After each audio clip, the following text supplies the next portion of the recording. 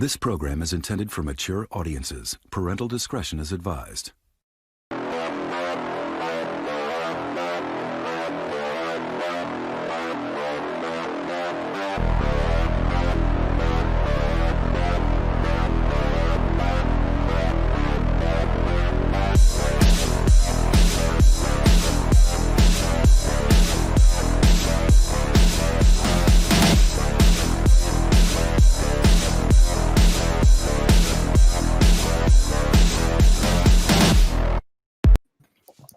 There you go. And now we're live. Hello, everybody. Thanks for joining us. This is a very special episode of the Pop Culture Podcast. We're going to talk all about The Mandalorian. Of course, season 2 just had its season finale. I think it's safe to say a lot of Star Wars fans are pretty happy right now. So we have some amazing Star Wars fans with us today. It's true. And some not so amazing ones, but I won't name names. Well, you know, I'm glad to see all you guys. And oh, hey, Mark. I'm just kidding. Just kidding. Never heard that one before. Scruffy looking nerf herder over here. I am scruffy looking, actually. I am scruffy. Nice. I heard that before somewhere. So some of us watched it every episode that came out, and some of us just finished binge watching. I know, Chad, you just finished it pretty recently. It's the only way to watch serial content nowadays. I'm sorry. I don't have the patience to wait a week. By week. I don't. It was hard. It was really hard, but I couldn't wait. You know, when there was, sometimes I'd stay up till 2 a.m. No, every time you stayed up till 2 a.m. I did. Yeah, the first thing I'd see every morning when I'd wake up is some message from you. And I'd be like, oh, I guess that's right. I should watch Mandalorian. Well, you know, It was a message at like 2 a.m. every day. It's like, no, 2:40, like 2:36. Exactly. Right when the episode ends. Right when the episode ends. Oh, man. Yeah. So I think it's safe to say that this has really brought together a lot of Star Wars fans. I know there was a lot of there is a lot of fracturing in the fan base, but I think that Star Wars fans, like I said, this is the first time I've seen so many Star Wars fans come together and say this is amazing. Mm-hmm. Well, go ahead, Jed. I was gonna say it's just different. Like if you want to like say that the easiest thing is it's more compatible with a wider audience. It's not just lightsabers and wizards and magic. Like if the first Star Wars wasn't like a half Western, half, Akira Kurosawa, knockoff, like that's exactly what this show is. But just a little bit more digestible for common folk. Oh, for sure. Yeah. And anyone, because you alluded that there's a little bit of divisiveness in all this, Star Wars in general. Any little dissent I've heard about this seems odd to me because that was fan service. Like this show is literally fan service. Don't be surprised when this little Easter egg comes in. Like that's where you draw the line. Like I was okay with Dark Troopers from Dark Force Risings from the Nintendo 64, but God help me, Luke showing up. Come on now, that's too much fan service. I feel like every time I've seen somebody really try to critique any of the fans, like the Easter eggs or any of the fan service, it's getting pretty quickly beaten down, and they're just like, never mind. change my mind. I love it. Yeah, I get it now. They're probably just not a Star Wars fan to begin with. They're like a half-baked Star Wars fan, which is okay, but like, I'm here for the Easter eggs. I'm not gonna lie. I love fan service. Give me all the fan service in the world. I love it. I can't get enough of it. Give it to me. Give it to me, baby. So one thing that I noticed is that, and there's another YouTuber, that Junkman, that recently did a video on like the state of Star Wars fans, and he made a really good point talking about Kathleen Kennedy. Everybody jumped on Kathleen Kennedy. Well, not everybody, but the fandom menace. They jumped on Kathleen Kennedy. Oh, she ruined Star Wars. She ruined The Last Jedi. She, put identity politics. It's horrible. Fire Kathleen Kennedy. She's horrible. Blah blah blah. And then when the Mandalorian when the Mandalorian came out, it's Kathleen Kennedy didn't have anything to do with it. This is what happens when people that love Star Wars, listen, people, if you're gonna knock her for the bad stuff, you got to give her credit for the good stuff. She is the president of the company. She's the executive producer. Jon Favreau pitched her the idea. She liked it. She brought on Dave Filoni. Dave Filoni wanted to do live action stuff, so she put Favreau and Filoni together, and they said, you know what, do do it. But, I like your idea. Let's explore it. You've got to give her credit for the Mandalorian too, if you're going to knock her for the Last Jedi. Yep. I don't think enough people want to. Well, I think people don't understand. Like, there's plenty of YouTube channels that are like, oh, we're a Star Wars YouTube channel. Yeah. No, you're like, yeah. Every episode is like, we hate Kathleen Kennedy, but the Mandalorian. You can't win them all. I mean, she made a couple missteps here and there, but sure. Sure. I mean, look at her successes. I mean, she is. Yeah, she's one of the most prolific producers in history. Talk as much shit as you want, but that is Back to the Future, Jurassic Park, Schindler's List. She just puts on the resume and just like. Yeah. Steven Spielberg made Hook. Everybody seems to forget Spielberg. Not all of them are going to be hits, especially when you're a producer. Careful, Mark. This is one of my favorite movies ever. I don't know what you're trying to say here. I was like, yes, he did. That's why I love that movie so much. Right. I think that's a fantastic movie for me. I am reserving my judgment for the film, but by box office standards for Spielberg, it did not go over well with many people. Is my point is that it's Spielberg, and he made Hook that did not bode well for many of his fan base at the time. And now Kathleen Kennedy, and I think it's partly because people don't understand the role of a producer. People are like blaming Kathleen Kennedy for this. I'm like, the producer has so many plates to spin. They pick people they think are going to be best for that role.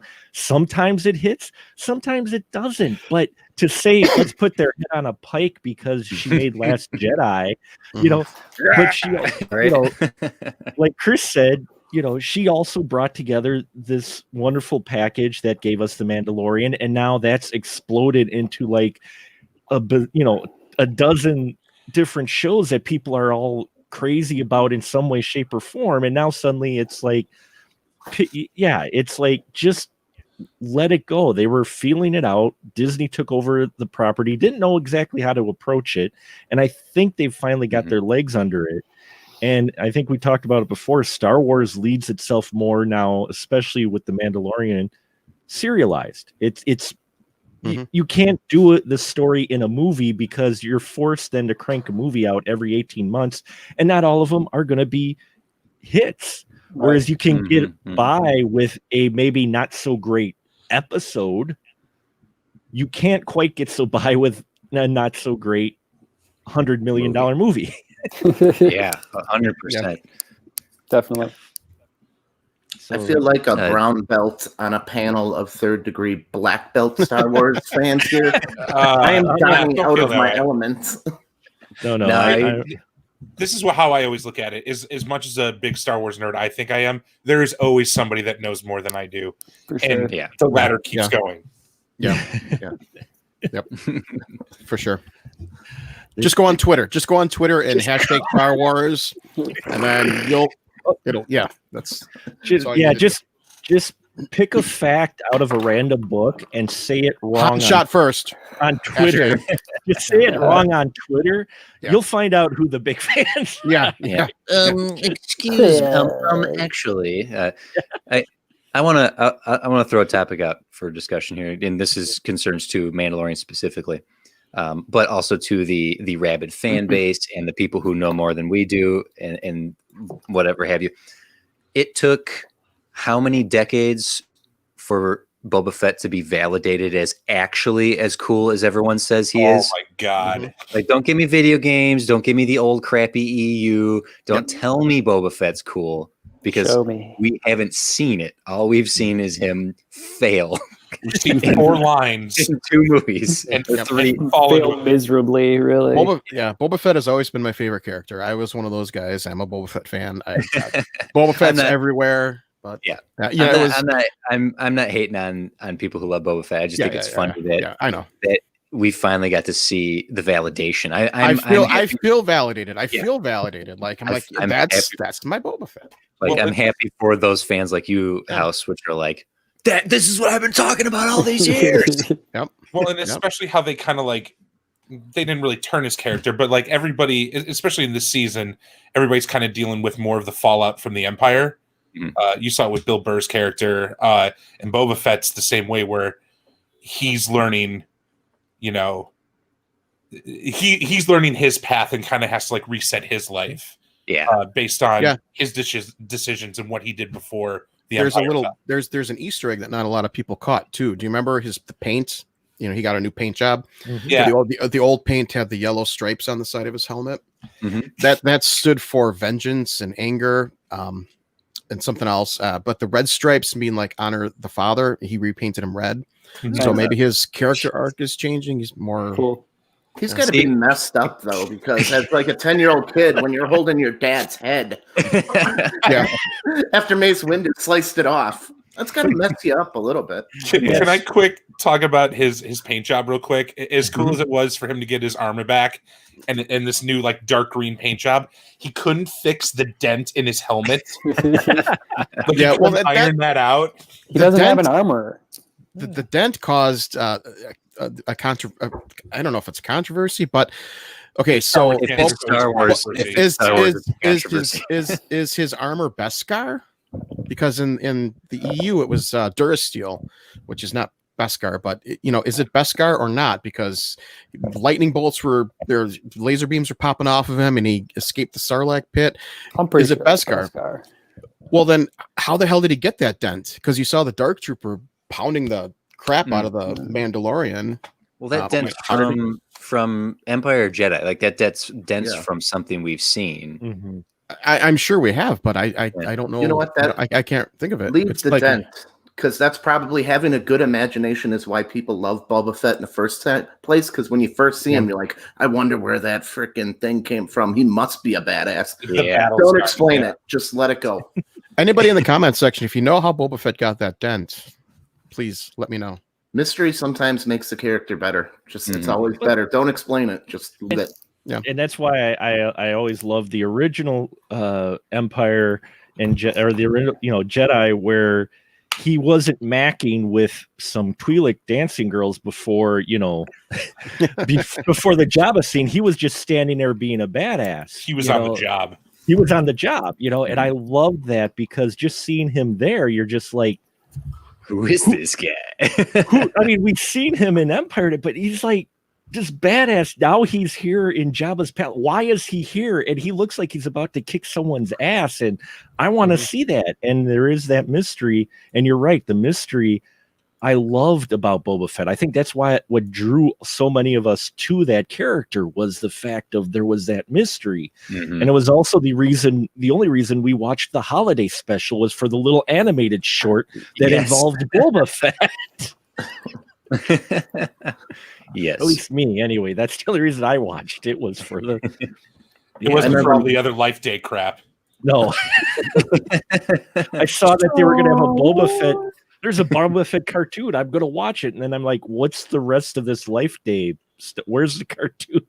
Well, bouncing off the cartoon, that introduced us to like the coolest looking weapon we never knew was so cool until season 1 of The Mandalorian, where it literally disintegrates. He's enough jealous. No disintegrations. He's no good to me, dude. No disintegrations. Yeah. So what happened to that gun after season 2? Are we going to see that gun again? Who knows? Oh yeah, I totally forgot. It's gone now, and the Razor Crest too. Oh, that was so sad. I was totally bummed out. Like, oh man, that poor bastard. But he found Grogu's knob. Yeah. I was sad and I laughed at the same time, because I guess it was bittersweet, because on one hand I was sad because that thing had been going through so much throughout the entire season, but at the same time it was a really humorous beat that I didn't expect at the time that you got it. And it's like, you're thinking, this is Star Wars. That happened. That's canon. That thing is gone. It was as emotionally distressing as when it's not called the Firefly. The Serenity was destroyed in the movie. Yeah, like that whole crash scene. You're just like, oh no. Which is a credit to The Mandalorian as a whole, that everyone loves the Millennium Falcon because we've had decades with the Millennium Falcon, and you love X-Wings and you love TIE Fighters. The Razor Crest is less than 24 episodes old, and I feel like anyone watching the show with any sort of emotional investment was like was laughing and sad at the same time of seeing this suddenly iconic ship like being destroyed. Like, I went into a period of mourning.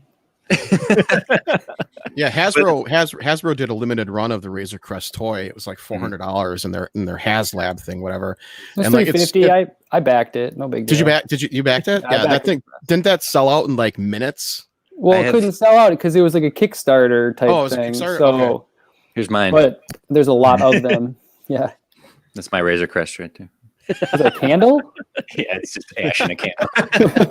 Can we talk about Can we talk about how and it must have been that Disney was still, nervous about rolling out the Mandalorian, but we're talking about now a huge new franchise for Disney and Star Wars. Oh, yeah. But that first season had no merchandise. None. None. And that's like that was like George Lucas's like number one thing, the big money maker is, hey, we need to sell that to kids because kids will buy this shit. I'm sorry, but we need to sell this to adults because adults are going to buy this shit. Remind me. Somebody here probably knows. Like, they missed out on like the initial release of the movie with the like initial merchandise from like 77, right? There was a lot of they were came late. out later, like not until 78 did like it come out. You bought a box and you got a box for Christmas. Yeah. Kind of a sad day that would have been. You got a little IOU in the box. It's like, oh. It's I can still fly the box around. Look, whoosh. Yeah. What's even better? It does beat modern times because now you would just print off like a pre-order and give that to your kid. And it's it's coming in like 6 months. Don't worry about it. It'll come when you least expect it.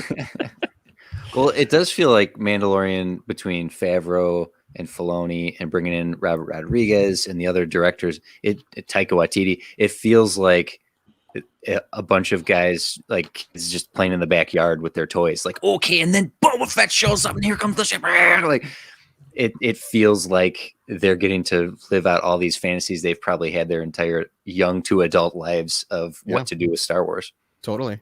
Definitely more in this season than last season, I think, too. Like, it felt much more like, oh my God, what can we do? We can do anything. It was like, people are on board. You want to spin off 10 properties from this show? Let's do it. I saw Movie Bob, who's a great YouTuber, did a piece on Mandalorian, and he talked about now we're all going to get to sit back and watch Filoni and Favreau and the Mandalorian throw a perfect spiral over the new trilogy and land on episode 10. Okay, here's a serious question for you guys. Would you all, since you all love the Mandalorian, think it's done like pretty much perfectly, would you be fine if they just stopped? Didn't risk a season 3 to ruin it? It's heartbreaking to say something like that, but I think Firefly exists in this vacuum of perfection because it's 13 episodes in a movie, and if we got 6, 10, 12 seasons of it, we would I liked it when it was good. And especially because it's Star Wars and the fickle fan base, there is something better in it being contained. It's the mystery, as Mark was saying a moment ago. There's more to be done in our imaginations than what they can give us, but luckily the people giving us stuff have good imaginations. yeah, exactly. I would be fine if it ended. I mean, his quest is done. Grogu is safely with Luke Skywalker for now. Who knows for how long, but I would be fine with it. I think that season 3 is going to be drastically different. Obviously, he's got the dark saber. It's going to have to be. Yeah. Much more epic in scale, I'm guessing, which is crazy after seeing that second season. What felt like I was watching, Star Wars theatrical movie, not a television show anymore. Right. And the technology behind that show is just incredible. That's how all movies should be made, I think, now. Yeah. Well, I honestly think that's what you're going to see in the future. I think the green screen and blue screen compositing is going to go away now that Mandalorian shows what you can do, and you can do it on a budget. You could, and the technology's there now that I wouldn't see studios, especially with COVID and everything going on and not being able to travel.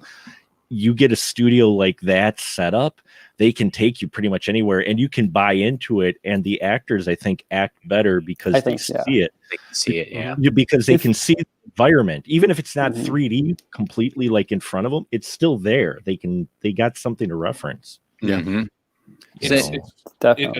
I was gonna say it's crazy how like we've gone back to matte paintings in a way. Yeah. It is. But George Lucas was the king of the blue screen, and like I mean, he wasn't the only one, but like he definitely adopted that technology early. And now, flash forward 30 years, we're going back to those old ass like, wow, that looks like a painting in the background. But I will reserve my opinions on Wonder Woman 1984, but like I really felt the green screen in there. Like it was like I was missing what the Mandalorian brings, I guess. Those LED screens are just magic. It's like a dream. As a filmmaker, especially, I'm like, and especially with the Mandalorian, tell me more.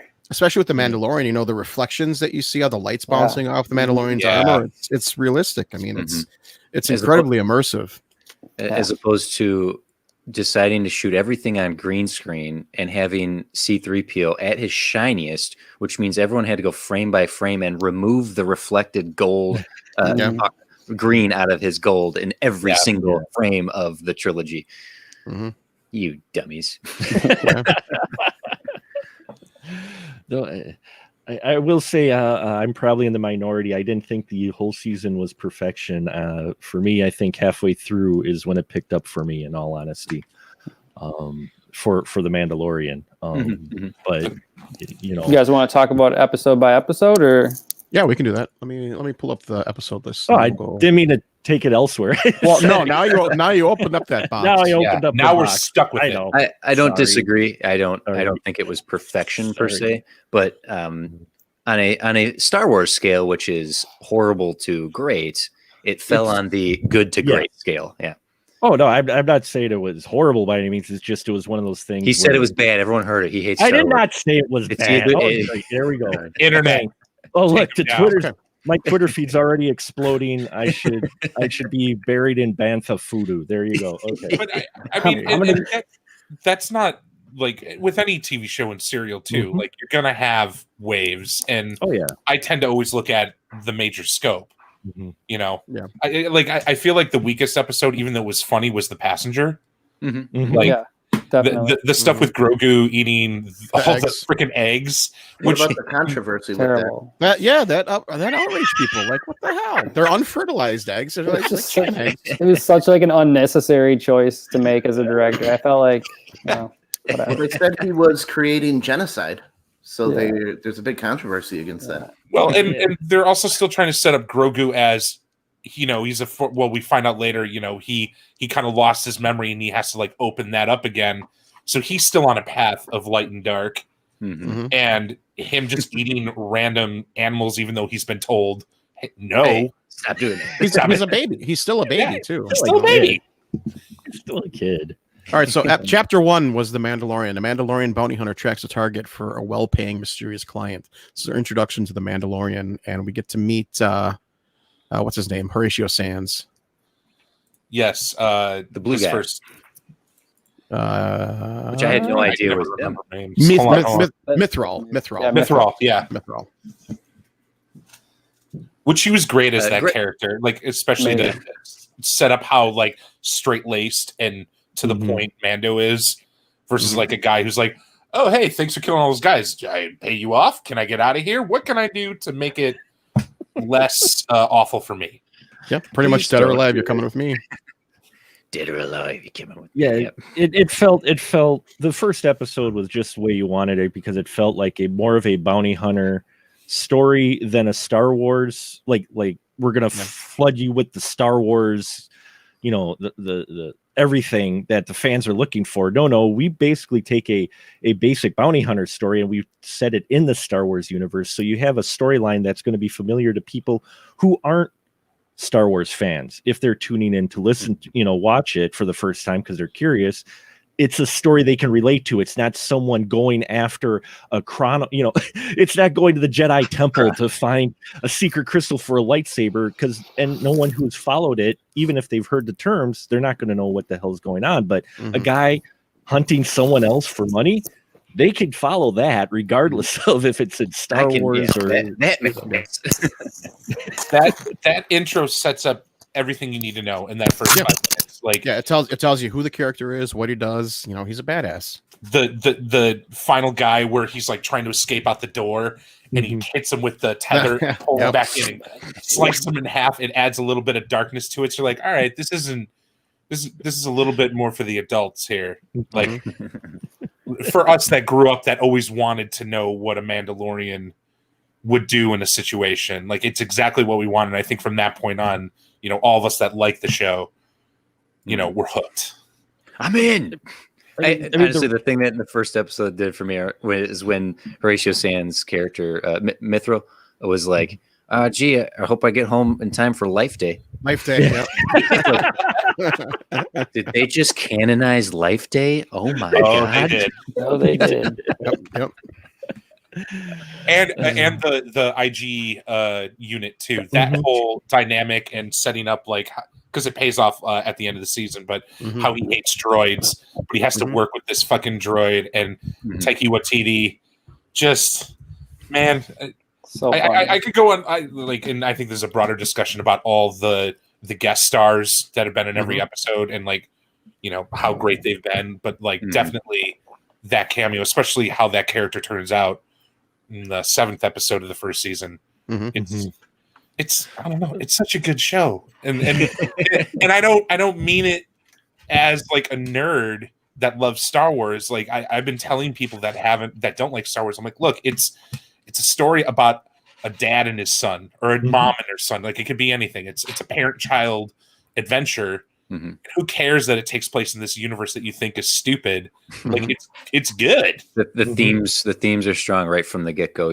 Seeing someone who has a moral compass, and then seeing that moral compass challenged to someone who has very strict beliefs, and slowly seeing how those beliefs can be challenged. And honestly, there's no better time for something like that to be explored than in 2020 into 2021 of people like and even being to challenge Star Wars fans as I believe this and wholly this about this, and then to have a character be challenged in what he thinks, to have fans be challenged in what they think, to have people to be swayed in what they think. I think there's a lot happening on a deeper level in this show that is just about space cowboys. People, there's always that fine line too. Is it an homage or ripoff of the Samurai, series Wolf and Cub? Wolf and Cub, some people criticize, it's a ripoff or whatnot. I'm like, these stories have been told in various forms for a long time.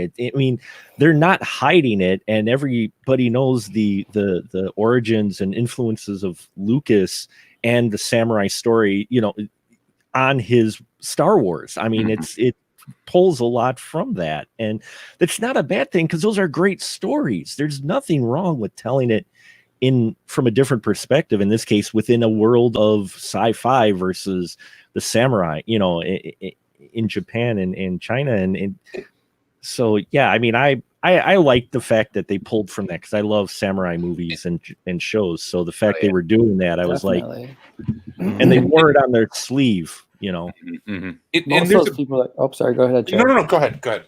I was just going to say, most of those people that are criticizing that stuff have never seen a Kurosawa film. Right. They've never seen a Sergio Leone film. They just like to bark and talk, Yep. Oh, it's been done before. By the way, I promise you, it's. But I do like Kill Bill. I don't know what you guys are talking about, but but there's definitely a difference between an homage and like blatantly ripping something off, or like remaking something that's been done before. Like, there's tons of things being pulled from different, pop culture references into this show, but that's with anything. Like, the argument that this is ripping something off, it's moot. Like, there's no argument there, because everything does it, like you said before, Mark. Like, It's just that's You're ripping how it off. you do it. Yeah. And what Did you enjoy it? Oh, okay. Shut the fuck up. What's the difference between ripping something off and being inspired by it? Yeah. Yeah. There's definitely love from the beginning of this show. There is love. Like even the first trailer, which hooked me, watching that first episode and getting a sense of, okay, they understand the world. We're finally exploring a timeline, a time period in Star Wars we've never seen before in any of the shows or live action form. So this is exciting and then to get the crux of, oh, is that what this show is going to be about? Is at the end of this episode, which is the Baby Yoda reveal, right? That's the end of this first episode. And then we go into the second, and that launches us into adventure. And to get episode 2 introduces us to the importance of the Beskar steel and meeting the armorer. We see the bounty hunter guild with Carl Weathers' character. And the slow build of what Jin's or the Mando's journey is going to be is just it's masterclass of just piecemeal storytelling. Yeah. How about Werner Herzog? Oh my God! Yes. Yeah. I was not expecting that at all. Yeah. The behind the scenes story of them questioning whether or not they should use a puppet Baby Yoda or CGI it, and to have to know that Werner Herzog was like nearby the conversation or overheard it, and was just like, use the puppet, you cowards. That's the quote, and I've seen more than one person say that, so that's definitely enough validation, and you can just hear Werner Herzog in your heads like. Amazing. Well, I guess he was like having conversations with the puppet. He forgot that it was a puppet. He just just started talking to it. You know. What do you think we will have for lunch today? Real side note here: there a video. Robert Rodriguez released a video of him playing guitar with Grogu on set, and Grogu's just like rocking out. And I love how they treat Baby Yoda as a cast character on set like that. That is craft filmmaking of, especially when you're working with puppets. If you treat them, it's like the rules of how they treat the Muppets themselves, how Henson has treated all their entire library of characters. Is these are the performers. Yes, the puppeteers are critical to the performance, but if you can make people talk to your hand, you've won. So Favreau has come out and said that we're going to see Grogu again. How do you think we're going to be reintroduced to him? Do you think he's going to be like a Groot, angry teen, angsty teen? How do you think we're going to see Grogu again? I think his entrance is going to be saving Mando's ass from something. Yeah, like in a maybe it's a new Sarlacc pit, and Grogu just like with the Force rips it open, pulls the teeth out, and lifts Mando out, and gives him a big hug. I would love for him to remain mute, like to never have a voice. Like his like his cooing and his noises are great, but I would love to imagine that they could somehow commit to a character like this who literally doesn't speak. I think that'd be great. Well, and I mean, they probably will. I mean, Mando's not going to live forever in that universe, and Grogu's what, like 50 years old, 60, something like that. Like, he could still be like a toddler by the time Mando dies from old age. I like the first season because it explored into the Mandalorian. Now, I didn't read a lot of the extended universe and all that when it came out. I mostly stuck to the movies and that for the most part, and kind of made up my own stories. But it was great in that first season, and I think it was important we explored the Mandalorian background because that was something that was shared by both non-fans and fans. So that's something that everybody could kind of connect to. So that was a great way to not only appease the longtime fans who were looking to explore this and know more, and at the same time have new fans in. So when they get on group chats or whatever, they both can talk on the same level going, wow, and some people might know the background, more details of Beskar and that, but as far as what's presented in the show and the backstory of the Mandalorian tribes and that whole story, I think is a shared experience, which helped bridge that gap between non-fans and fans. So you have common ground to start discussing on groups, Yeah. Funny enough, I literally just popped Twitter open because I was going to look up some info, and the tweet that popped up for me is, "You're allowed to like a thing without knowing every single fact about it." Yeah. That's literally what's on my. I'm like, wow, that's just what you were just saying. You were just saying. But yeah, I mean, I loved all the exploring the Mandalorians. The fact they had a forge, I loved the forge. You know, and the whole story behind it and how their philosophy and everything. I ate up even more so than just the Mando's main story was the fact that you're getting all of this kind of rich, you're getting all this kind of rich lore, which is stuff that I wanted. You know, it's what I wanted from the Star Wars stories when the movies came out. Is I'm like, and was one of the frustrations with season 2 is we've been to these 3 planets in the universe. I want to see the rest of the planet, you know? And so this is taking place in the Rim world, which everybody I think has always pictured as being the Wild West anyway of the Star Wars universe. You had the clean cut uniform guys in the core, but then the Rim world was like the gritty, and that's what we got in that first episode, the gritty, the dusty, the fringe people. Live out there, and that's who you want to see, because if I want clean cut, I'll watch Star Trek, you know. Old Star Trek, to be clear. That's a different conversation. I going back to just Mandalorian culture, and like all I know from, again, I didn't read too much of like the old, what do they call it now, the old legacy, legacy and whatever new. I read what I read, but like I mostly learned stuff about Mandalore from video games and how powerful it was by that first episode where they're all hovering, or the second episode where he gets the Beskar and they're hovering them, and you know, hey, this is ours, whatever. And by the end of that episode, they all fight for each other. But to go back to that 8th episode and see all that armor on the floor and they left, like that hurt. Because you know they went through some tough things while Mando was gone, and I really felt the emotional damage of losing your clan, partly because it's partly your fault too. And I think that's and maybe that's something they explore in season 3, kind of like, and you know, they brought new Mandalorians into this season, but maybe season 3 is trying to get his group back, or. It was a great little bit of retcon or plan the whole time to answer the whole not removing helmet. This is the way, the Mandalorian, the ancient Mandalorian beliefs, and for us as fans, for people go, wait a minute, okay, well, let's see how they handle this incongruent thing.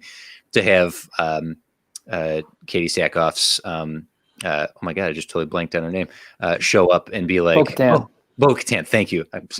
I knew that. Bo-Katan show up and take her helmet off. He's like, "You're not Mandalorian." She's like, "Oh God, you're one of those. You're from the Watch." Okay. That was one of the rumors going around. Some YouTubers were spreading rumors that Pedro Pascal was upset about that. No, you know, it wasn't about him not getting FaceTime without his helmet on. He was upset because when he signed on for the show, this is rumors. Okay, I don't really buy into the rumors, but he was upset because he was under the impression that none of the Mandalorians would ever remove their helmets. And then when we get to season 2, Bo-Katan and her crew taking off the helmets, that's where that rumor came from. Yeah, that's silly. Pedro Pascal, I follow him on social media, and he is just so he loves that this is his life now. You can truly see it. But I love that bit of talking about figuring out his clan, going back to season 1, that he is responsible for their fall, but they still allied with him to help him in the end. Like that's cool. That is the way. This is the way. That is a sect of Star Wars fandom right there. It represented on the screen. The type of fans who do cosplay and never take their crap off and go to Comic-Con and take photos together. Like, this is the way. Like, it was creating it was validating and creating a whole new subculture of Star Wars fandom right there on the show. I thought that was spectacular. I use that quote on my girlfriend all the time. She loves the show, and she's not found a way to combat it yet. I can do whatever I want. because this is the way. Well, if you want, I'll give it to you, and she can decide if she wants. She's watching. Shut your mouth. See, I got a good thing going, man. You just turn it right back around on him and say, "I have spoken." Yeah, there you go. That's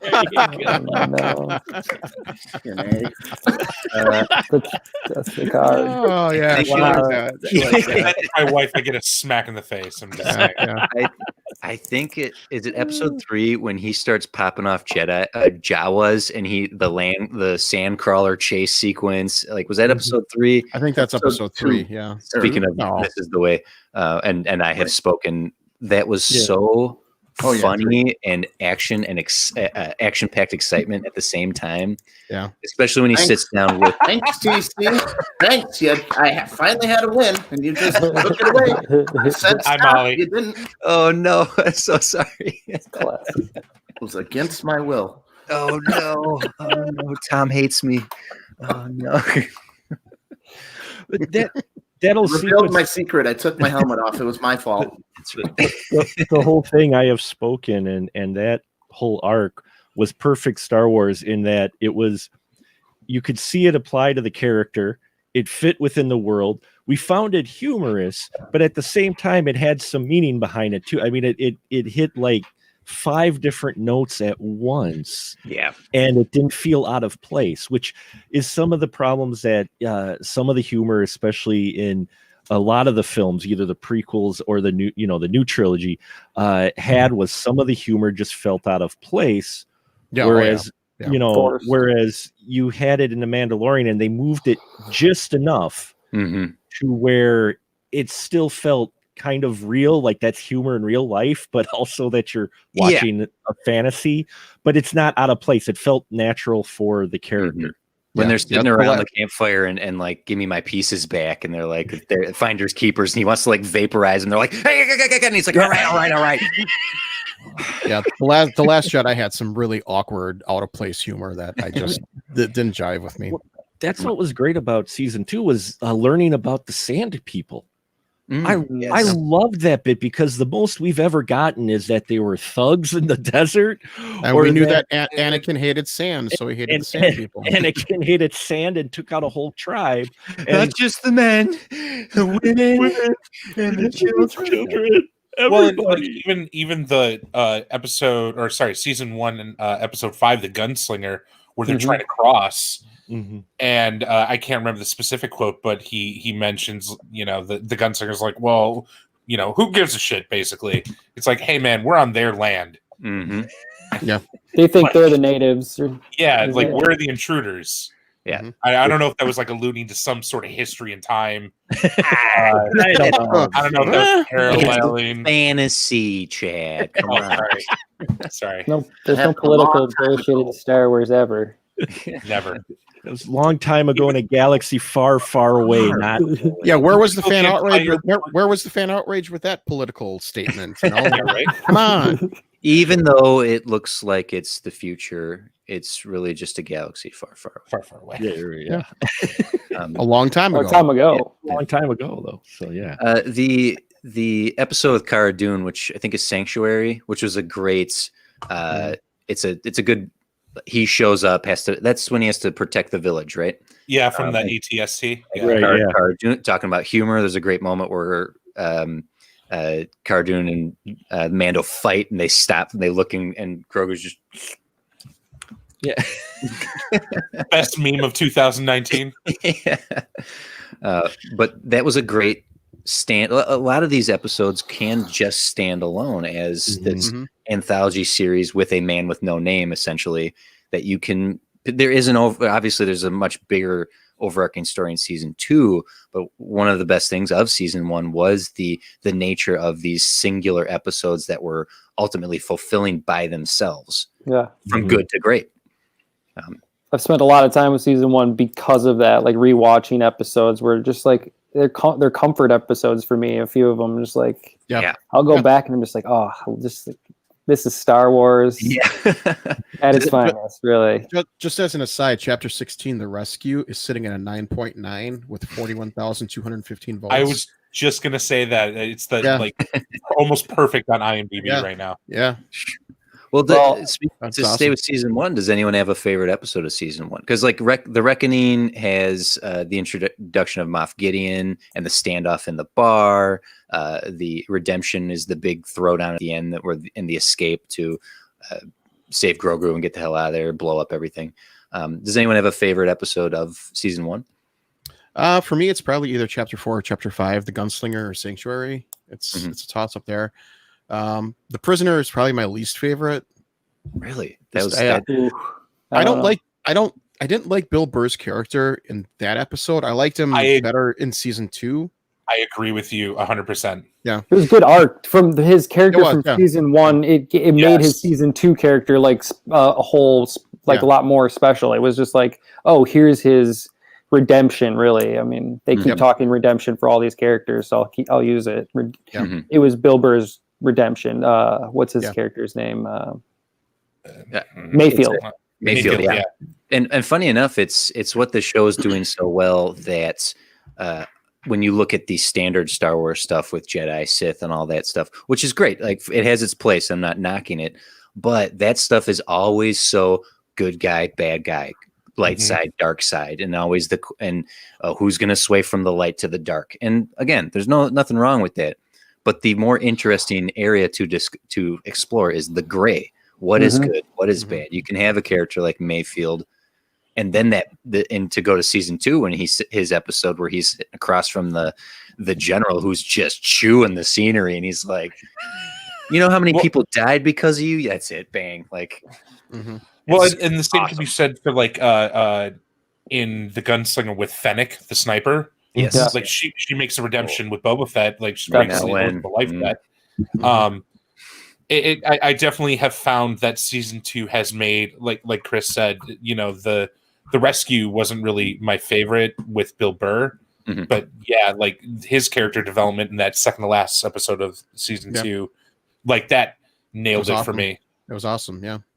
And I mean, he got Mando to take off his helmet too. Like he's the only one. How about besides that scene with IG-11? Richard Brake was freaking awesome as that Imperial soldier. Is that who that was? I didn't even look it up after. Speaking of not recognizing people, I did not recognize Michael Biehn from. Michael Biehn. Michael Biehn. Really? I didn't recognize him. I know who this is. Who is this? I knew he was in it, but it didn't click with me until afterwards. I'm like, oh, that was Michael Biehn. Okay. He's got a little. He got a little beefier since Terminator. So I mean, he's he's a little bit more filled out. But yeah, the 40 years older. So like, there's that. Do you look like exactly what you were in 1984? Exactly. God, I was people, some people are going over Tamara Morrison for putting on some pounds as Boba Fett. I mean, come on, dude, he's in his 60s. Come on, I know he's like 65 years old, but I thought he looked awesome. Also, he only really looked like out of place in the armor in the first episode he's in. Once his armor gets painted and everything, he looks slimmer again. I don't know. So. No, I think it was just a costuming thing, really. The tunic definitely helps. Guy, can you make me look a little? But I mean, let's face it, too. Though I know the age thing isn't as big, where it falls in the timeline, but still, it's like, he hasn't been bounty hunting for a little while, so maybe the armor doesn't. His original armor doesn't quite fit. If it's been out even for just a few years, it looks loose on Timothy Oliphant. What the hell? Why didn't Boba Fett go and get his armor sooner? Why did he wait for the Mandalorian to get it? I don't know. I mean, we'll probably get a comic book or a movie about that. Boba Fett's time, or the Book of Boba. Maybe they'll use a one-liner in there. Just like explain that away in one line.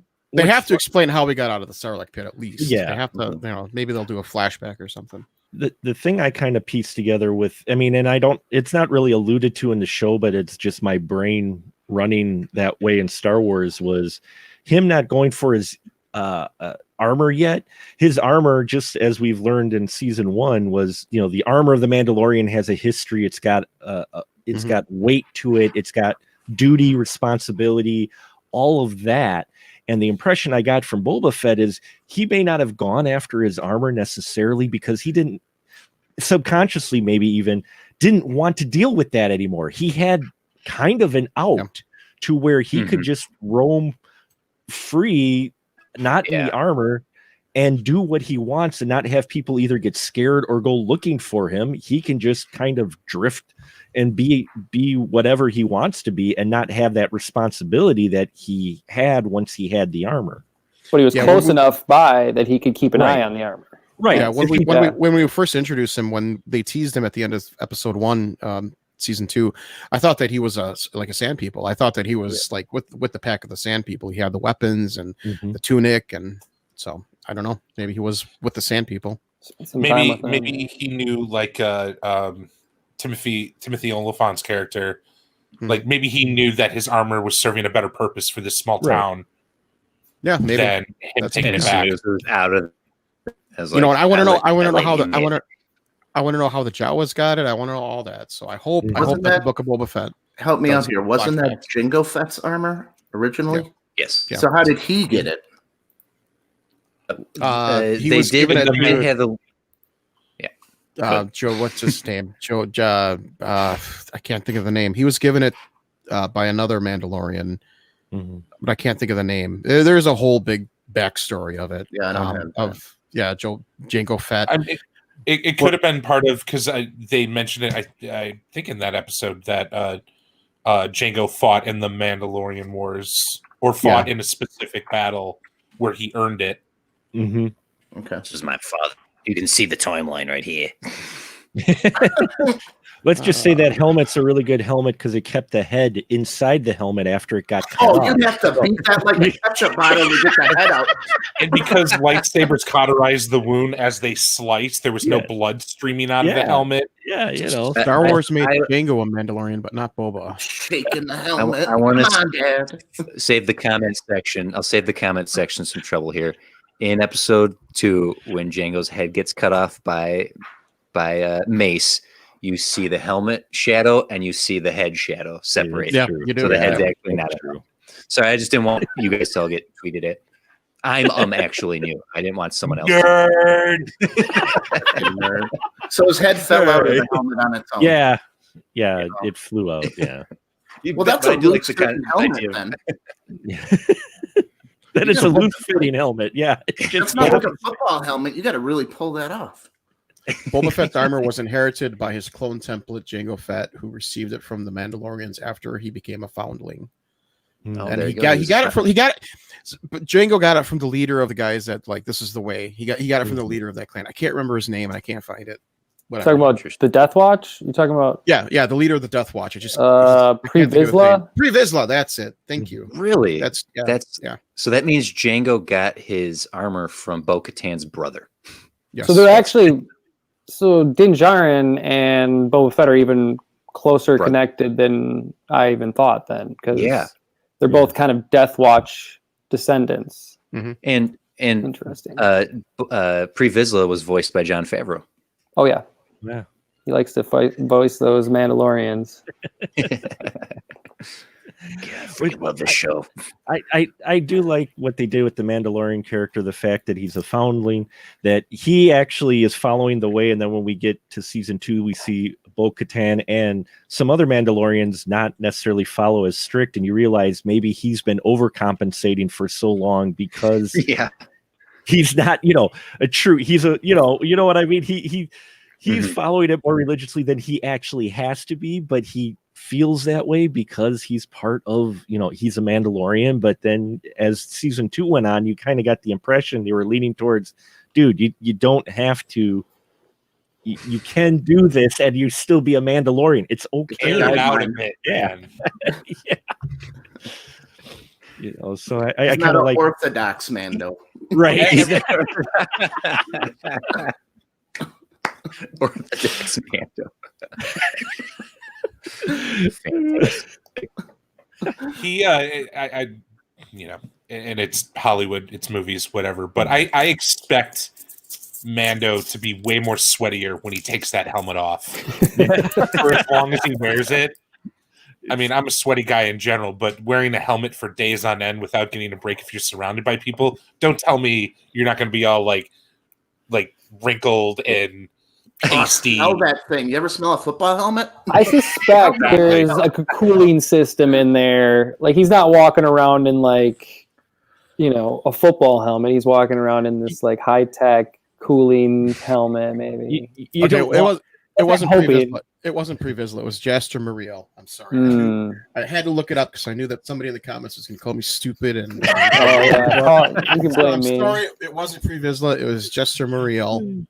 And who was that? He was the leader of the Death Watch? Leader of the after being imprisoned by the Jedi, Fett was responsible for destroying the Death Watch Mandalorian group who killed Fett's mentor and surrogate father, Jaster Muriel. I'm just reading off Wikipedia. Gotcha. There had to be some kind of cooling system for the amount of time he spent on Tatooine. And the miles and upon miles that he walked. Speaking of Wookiees, real quick, I'm going to make a prediction now. Season 3, we're going to see a Wookiee, not Chewbacca. Kashyyyk or just Wookiees? Wookiees. Oh. Okay. That'd be a lot of fun. I'm surprised we didn't see a Wookiee in season 1 or 2. I'm surprised we didn't see a Wookiee just hanging around in the bar or something. That would have been playing hollow chess. There should have been a Wookiee playing hollow chess somewhere. You guys ruined my night. I feel cheated now. Like all those Easter eggs and not a Wookiee in sight. There should have been a Wookiee playing hollow chess and then losing and then ripping a droid's arms off. That would have been perfect. There you go. John Favreau, get on this. He's already suckers season 3. We'll see Itchy. Chad called it. We'll see Itchy in armor. That's okay. Oh, there she goes. Oh God. He says his date's Chewbacca. I forgot his name was Itchy. What's his dad's name? Lumpy. It's a tradition for me to watch the holiday special every year now. I can't get through it. You're a good man. It's background fodder, but every time the Boba Fett cartoon comes on, absolutely, that's when I pay attention. Yeah, pay attention. Oh no, I'm all about that hollow glasses, VR experience where he's watching. It's like porn. What is this kid watching like porn for? Yeah. This little toddler is watching the sensual song, and he's moaning the whole time. I don't know.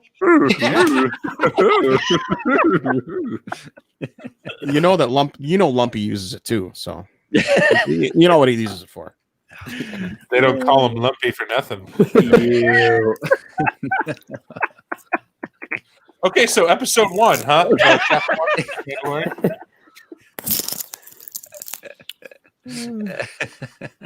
They don't wear clothes. What does Wookiee porn even look like? They shave. You see this little pink thing coming up through the fur. A centerfold of a shaved Wookiee. You're all fired. I mean, Chewbacca. There was oh no, it wasn't the name of Lucas's dog, but he modeled it after his dog. Yeah. He had a hairy dog. But yeah, it would make sense that a little red rocket would come out in the God. Yeah, they undo the lipstick. Yeah, like just a dog. Red Rocket, Sparky, Red Rocket. Did we lose Chris? Did he kick? We lost Chris. Chris left. He actually found Wookiee porn, and he's got to go for about 5 minutes. There's the parodies, so you never know. I love the fight for I talked about the Jawa episode earlier where he fights the Jawa, and then he has the whole fight, and we get to see Grogu use the Force for the first time. And building the season 1 in and of itself it's like you're saying, Brian. There's some good single episodes you can go and watch there, but it definitely left us when that Darksaber came out of the TIE fighter, having watched Clone Wars and Rebels. As soon as that came out, I was like, "What? Yeah!" You can feel the world opening up in one one shot. It was just like shot. that. Seeing that Darksaber, you're like, oh my god. And I actually, at that moment, I was like, oh, I already know how this whole show ends. I was like, Din Djarin gets the Darksaber and he unites all the Mandalorians. You know, like it's surprising yet inevitable, right? So, you know, step one complete after that second season, I guess. We'll see what happens next. He's already met the like separate factions of the Mandalorians. Now he's got the Death Watch he can communicate with. He's got the I don't know, Bo-Katan crew, we'll call them. I don't know. And she's ruled Mandalore before, so she's kind of special. Yeah, the last time we saw her, she was in charge, but we know that doesn't last. At least, I don't know. I mean, if we can assume, because there's some Darth Maul stuff that took place between the end of Clone Wars and near the end of Rebels. Like, we won't see Darth Maul in this, but unless it's a flashback. Yeah, maybe in the Obi-Wan series. he dead this time, I think. He's for real dead. Maybe. But season one. No one's ever really gone. Oh God, yeah. Setting us up for season 2 and like leaving us wondering, like, oh, where are we going to go from here? What I found fascinating, particularly for Star Wars, and maybe it's because I didn't indulge in the treasure hunt. I didn't hear a ton of speculation about what season 2 was going to give us. When we're in between movies, people build entire social media platforms about guessing what the next movie is going to be. Yeah. And with Mandalorian, I felt like the general consensus was pretty much, well, whatever they're going to do is going to be fine. So I'm just going to wait and find out. Like, it didn't feel like heavy speculation, which is usually the downfall of Star Wars. People spend all their time guessing what's going to happen. And when it doesn't happen the way they guessed, well, I don't like it. And I feel like Mandalorian season 1 ended in such a fashion where people were like, okay, seriously, where are you going to go from here? And we proceed with very little preamble into season 2. What is the consensus now? Are you finding people are still kind of mute on predictions, or is it season 3 now? Everyone's got an opinion and where it's going to go. And maybe it's more just coincidental, but it's with the having Luke show up, taking Grogu. It immediately attaches it to Force Awakens. Like, okay, that means Grogu's going to die when Kylo Ren rises up? It's like, well, no, I mean, technically Grogu was smart enough to go into hiding when Anakin Skywalker got crazy. So you think he'd fall for a second angsty teen, pre-20-year-old? Maybe Grogu goes into hiding. We'll see him in episode 10. Like, it immediately, once Luke was there, more so than like with Ahsoka showing up, because I thought Ahsoka's episode was handled pretty well, is particularly because it's Filoni's creation. Once Luke showed up, then I don't think it's the same as the season 1 to season 2. Now I feel like there's a whole lot of speculation because they did so much more work. Yeah, I think Ahsoka's like hang-ups with training Grogu are going to be the same hang-ups that Luke has eventually. He's going to run into like, this kid's not trainable, otherwise he's going to be a monster. Man, Luke sucks at training Jedi, doesn't he? Yeah, I think that's what it's going to be. Like he's got a track record of just kind of sucking at it. You know what he should do? He should Leia stop can fly through space, so don't ever forget that. Luke he had to have trained her how to do that, I'm guessing. Go into hiding. Luke, if I'm ever sucked out of a freaking spaceship, what do I do? Oh, I'll use the Force. That's your answer to everything. That's your answer. So I got a question on that last episode. Was Gideon still on the ship when Luke came in? Yeah. They so showed him. He was scared. He knew that it was Luke. Well, like, why didn't Luke just go, "Oh, Grogu, this guy's bothering you? Okay," and then take him out? Because that is. I don't think Luke cared, and that's not really his thing, is it? He's not. He doesn't murder people. Yeah, he was in handcuffs, so he was pretty much subdued. Right. Yeah, I think he had no reason to. Luke is on the path of not good, but he's on the path of like bringing the Jedi back. So taking down Moff Gideon really probably isn't in his. It wasn't on his to-do list. Yeah. Yeah, but you know it's going to be a problem. You could have just walked by and went, okay, there you go. We don't have an antagonist for season 3. Yeah, yeah, we do. We do. We have Thrawn. Remember that we had Thrawn mentioned. That's right. That'd be fun. I think we'll see Thrawn in the Ahsoka stuff. That was what that was for. Yeah, for sure. But, so here's a question. Here's a question. I mean, how many of the shows now that are coming out are going to be in the same timeline or period of time as Mandalorian? They've said that they're going to do like a Marvel Cinematic Universe in the Star Wars universe. So how they make money. That's why I suspect, because the shows, most of the new ones will be coming out within the next year, right? Mm-hmm. And 3 years, yeah. Within the 2 years, and they didn't announce a season 3 yet for Mando. So, I suspect that that's going to be like an Infinity War of these series when they finally take back Mando. You know, that's such a big event. And I haven't read a lot of it, but just from picking up from you, all of you wonderful folks, and your knowledge of Star Wars, the extensive part, and reading up, that's such a big event. I could see that being the crossover event of like the CW where they had Crisis on Infinite Earths, that the taking back of Mando is going to be probably spanned across a number of the shows, like if all they the shows get to at once. them. Or doing a Defenders style where it's like, all right, now that you watch this, and this, it's one mini series with everything. Right. You know, and that makes me kind of excited that they do that with a series. You know, I actually like that a little more than a movie necessarily, because again, serialized, you're staying more up to it, and you can get these in smaller chunks, these stories. So when they come together like that, I think it works a little better for me than waiting. Okay, I got to wait 18 months now. Well, and, I mean, entertainment in general, especially during COVID, it was already changing and shifting, but COVID has like amplified it. And I think we're going to see a lot of answers to, well, should we make this a movie? Should we make it a limited serial, whatever? Like, I think you're going to see a lot more serials, especially now that everybody and their mother has a premium streaming service to charge people for. Like, I think. No, go ahead. Sorry. I was going to say, let's look at the new series that are coming out. We've got Ahsoka. You know, pretty much we know what that's going to be about, and then we've got Rangers of the New Republic, which is going to be set in the Mandalorian universe. It's going to be about the, you know, like we saw hints of it in the Mandalorian season 2, where the X-Wing pilots are like, yeah, something's happening. You know, something's building. You know, the Empire is up to something. You know, we're not sure.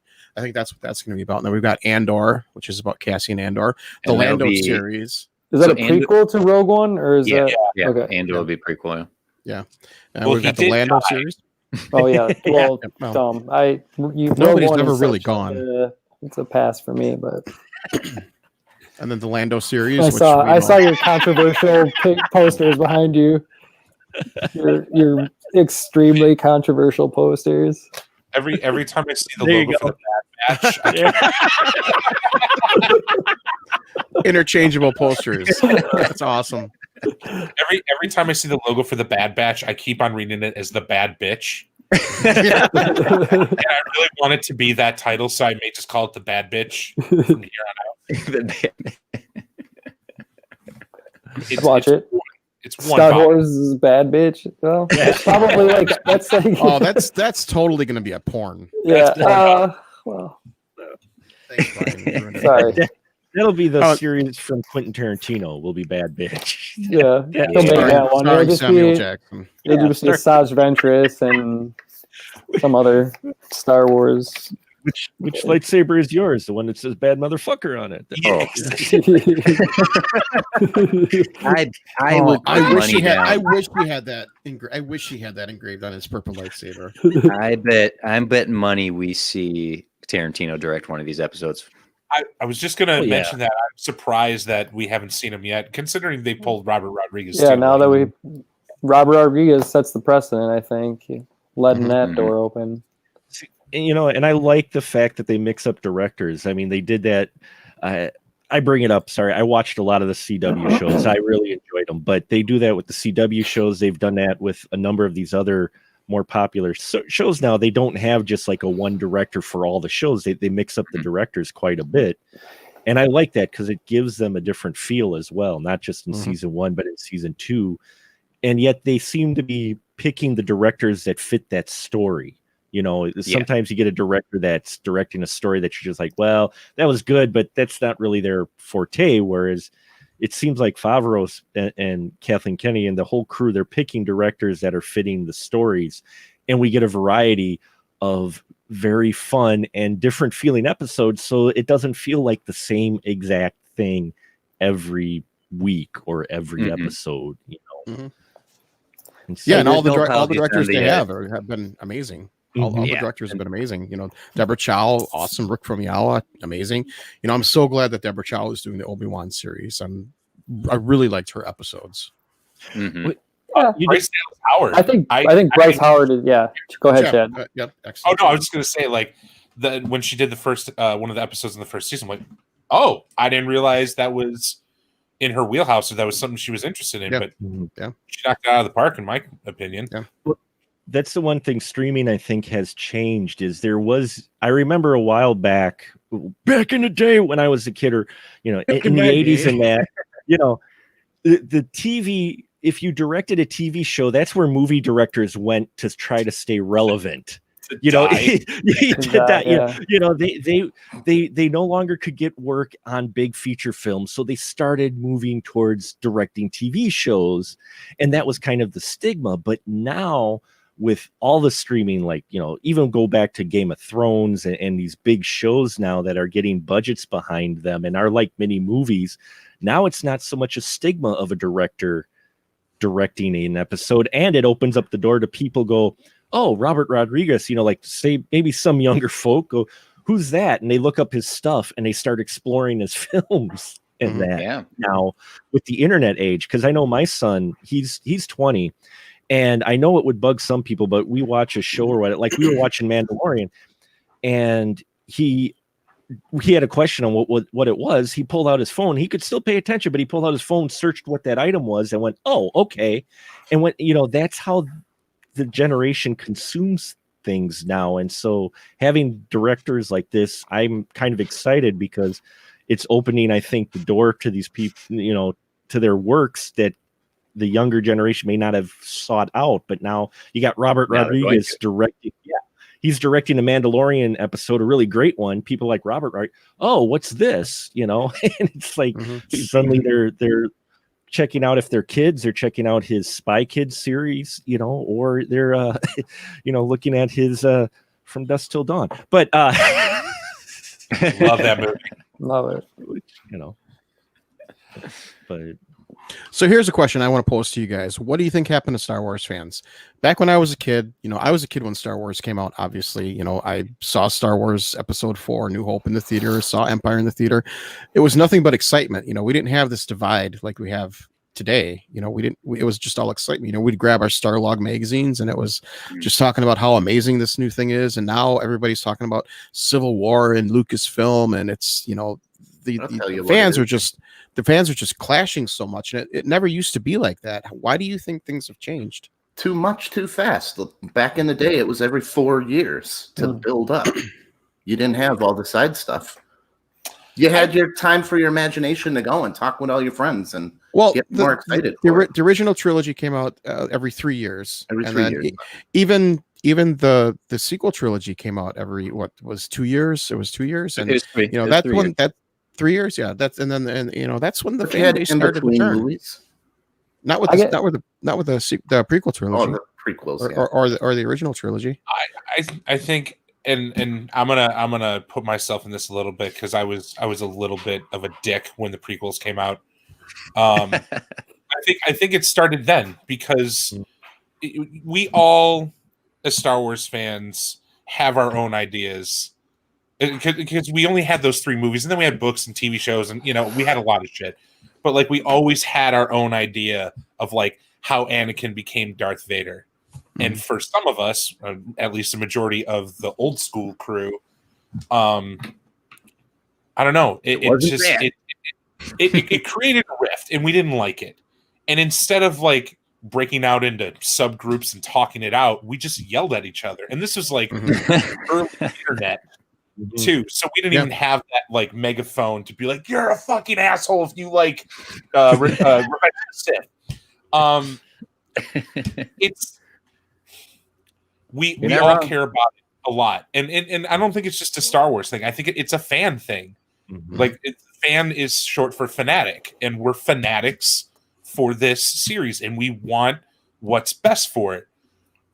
But as consumers, we don't necessarily know what we want, and I think that's a big part of it. And it just creates this rift. And we love being in camps, even though we all love Star Wars. We all like to be right because we're human. Yeah. And as time goes on, and you take this thing that's so ingrained into the zeitgeist, into pop culture, and you add new things, or maybe remove some things, or maybe add more women and minorities to things, and now you're creating another group that hates that idea, and now it's just gotten to the point where we just all look foolish. And I don't know what the answer to that is. Mandalorian. Well, yeah, it's obviously it's the Mandalorian, but I a long time ago I came to terms with how I treated people who genuinely liked the prequels, and I don't think I've apologized to every person that I called an idiot, but I've learned to like take them in as what they are, and they've set up some like really good stories that aren't in the movies, you know, with Clone Wars and all that other stuff. But we're human, and we want what we think is best for the thing that we love, and that doesn't always, like, how many Star Wars fans out there? Like, can you even quantify that? Every year there's a different amount, right? That's the other thing, right? Yeah. Every year there's like new fans. So much time has elapsed since 1977 now that you just have people who have different experiences with things. Some people grew up on the prequels. Some people grew up on these new movies. I had my nephew who is 9 years old. He was crying during the rescue. I was crying during the rescue. And we were crying for different reasons. He's just crying because it was this most beautiful moment where this character that he's grown up now with, fallen in love with, Grogu and Din Djarin, are having this beautiful moment. And I'm crying because Luke Skywalker's there. I have all this emotion about Grogu. I have all these similar feelings. And it's just, it was pretty magical to like know that there was a different fan base, that he was pulling from different experiences and still falling in love with it today. That's awesome. So jumping off of that, sorry. And that's another thing too. I think with what I learned personally from treating how I treated the prequels gave me a better mindset for the new trilogy, because I know a lot of people harp on. I don't read. I know people have a problem with The Last Jedi. I don't care. When it really comes down to it, they're kids' movies. These are it's entertainment for kids. And if you're a 45-year-old complaining and like making this the core issue of your life and how it bothers you, there's a bigger problem than just Star Wars and having minorities play characters in this universe. Like there's something deeply wrong. And I think it's just like with anything that's negative and awful these days. Because we have a platform to just throw it out there, to be the loudest person in the room, it's definitely exacerbated the situation. And again, there's no answer to it. Like, we can't all just sit down and be like, okay, can we all talk about our feelings and why we're feeling like we're not adult enough to have that conversation, even though most Star Wars fans tell me how Star Wars hurt you. Yeah. When I was asked what happened to Star Wars fans, I just said social media happened to Star Wars fans. Same thing that happened to every other fan base. Everything that was good in the world. You know, and I was like that, not so much with Star Wars, but with in the horror community too, because I'm huge. I love horror films so much. The horror community kind of gets that too sometimes, not as much, but you get gatekeeping and that in the horror community. And I was like that for a little while. It was like people loved, they say, oh, I love zombies. Well, what do you watch? Walking Dead. Well, what else do you watch? Well, I just watch Walking Dead. You've never seen, you know, you don't really like zombies. You like what? And I used to say that for a while. And I've taken it back over the last couple of years and go, you know what? that's cool. You like zombies. Who knows? Maybe it'll open your eyes later. It took me a while to get over that, just because The Walking Dead, just was one of those things where you looked at it going, that's not really zombies. Look at people mow their grass in the pandemic, but in the zombie apocalypse, people still seem to mow their lawns. But but it was the same way with the Ghostbusters when it came out. However anybody feels, I love the 2016 Ghostbusters. I like that movie. My whole family and I, we went to see it. Me and my 2 boys and my wife, we hardly ever go to a movie where all of us go. And this kind of leads back to the Star Wars fandom. Is we sat, the 4 of us, and there were a couple other groups, and we laughed our asses off during that film. It was a great experience I had with my family, and it made me enjoy the movie even more. I get online, people are just crapping all over it, and I'm like sitting there going, if you don't like it, go to your shelf, pick the Blu-ray of the movie or the DVD off your shelf and watch that. And it's the same thing with Star Wars. And it's taken me a long time to get middle-aged to kind of really fall into that, going, if you don't like the new trilogy, then don't buy the product anymore. Don't watch it. Go pull the original. Go. You've got 40 plus years of stuff to pull from that you do like. Don't crap on anything new. Just don't watch it if it's not going to be of interest to you. It doesn't mean you're not a fan if you don't consume everything. You consume what you like. If you're not interested in it, fine, but don't crap on it. Yeah. People are going to be truly tested with that in the future, Mark, because of the amount of content that's coming out. Right. So On Twitter, I find a lot of the young people, a lot of 20-year-olds really like the sequel trilogy. They're Reylos. They love that, the Rey and Kylo relationship. That's a whole new generation of fans. The prequel trilogy has their generation of fans. The original trilogy, a different generation of fans. This is a multi-generational story. The High Republic coming out now, that's going to have its own fans too. Are there films or television for that, or is it just? It's going to be it's everything. I know right now there's 3 books out. There's comic books coming out. I'm sure there's going to be movies. It's widely rumored that Kevin Feige's movie is going to be set in the High Republic. So I'm sure we'll see books and movies and TVs and everything. I think we should enjoy the Mandalorian honeymoon for the 2 seasons that we've had, because with the dozen shows that are coming out, and each one what topic they're going to cover, I have a feeling you're going to get your factions real quick. Oh yeah. I'm very optimistic though. I feel really good about everything coming out in Star Wars. Oh yeah, I don't. There's a couple that I was like, Yeah, I mean, like Visions, the Droid series and Visions are probably the ones that I'm like, I don't know, but maybe there's, they're set for kids. They're going to be for kids. Again, another new generation. Right. I'm sorry. Can I tell a quick story that involves TC and I? Yeah. So when those are my favorite kind of stories. So when episode 7 came out, we did a binge watch in a movie theater of all 6 episodes, and then we watched the new one. And we had, we'd made friends with everybody that was around us, like a couple people dressed up as Obi-Wan. We all stayed in the same room eating stale popcorn and smelling like for 20 hours. Yeah, I did that. I did that with the Marvel Cinematic Universe. Oh my god! Oof. Oh my god! Anyways, so we get to third act where Kylo and Han are standing there, and I knew he was going to die. Like if you didn't know that, you suck at watching movies. Sorry. Yeah.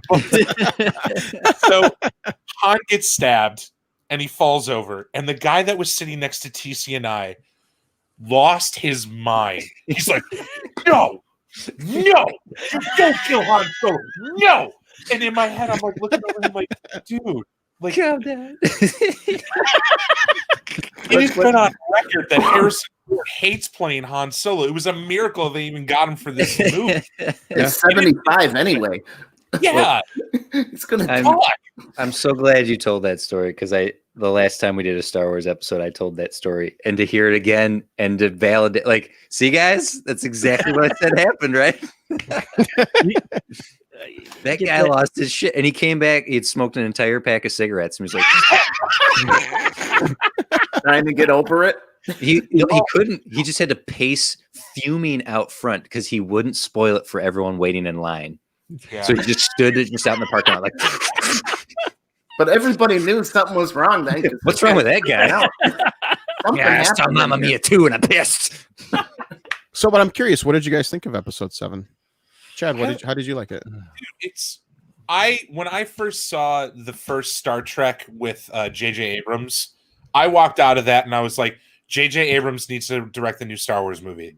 Like, that's whether it's better or not than the original, it'll never hold up to the original trilogy because I have too much nostalgic love for the original trilogy.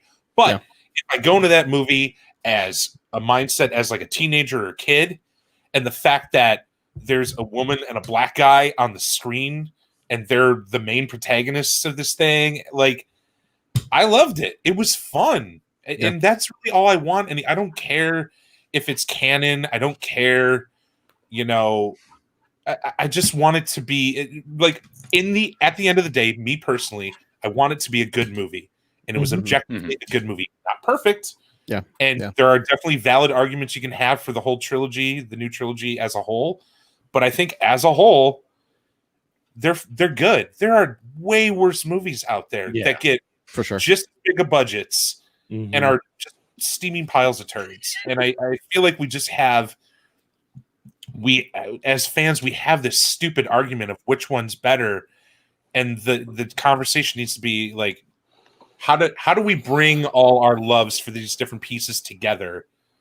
But again, we just don't live in that world, or we don't live in that Star Wars bubble right now. I never thought when I saw Jedi that I'd see another Star Wars film. When Jedi, that was it. Because in the 80s, you didn't have franchises. You didn't have these extended long plans that you didn't know if you were going to get another film. So I got Jedi done. Okay. And then I had my toys. You had the comics and cartoon, and you enjoyed that because you weren't sure what you were going to get next or a full trilogy. And I never thought I'd be sitting midnight movie with my two boys 30 some years later to see a Star Wars a new Star Wars film, and I had to take a breath back and go, this is pretty awesome. And we're there with people who are dressed up and they're experiencing the same thing I did when I was their age, and just to experience, to be able to do that and have that shared experience. My son, 20 years old, he sits down with me on the couch to binge watch Mandalorian season 2. I told him, hey, I'm going to watch season 2 because we watched season 1. I'm going to binge it today. He's like, okay. And he said, awesome. The fact we can even do that with any creative property is got to be appreciated, whether it's Marvel, whether it's Star Trek, whether it's Star Wars. The fact that these things have lived this long to where multi-generations can sit down and enjoy it together is actually we've got to respect that, and we should appreciate that. Even if you don't appreciate everything that has been released, the fact you're getting anything is amazing. Right. Do you want this or do you want nothing? Your only options. Okay. Do you want Star Wars or do you want nothing? What do you got? I feel like another thing that really spoils the community is we treat these movies as if not only canon, but we treat them as if they actually happened.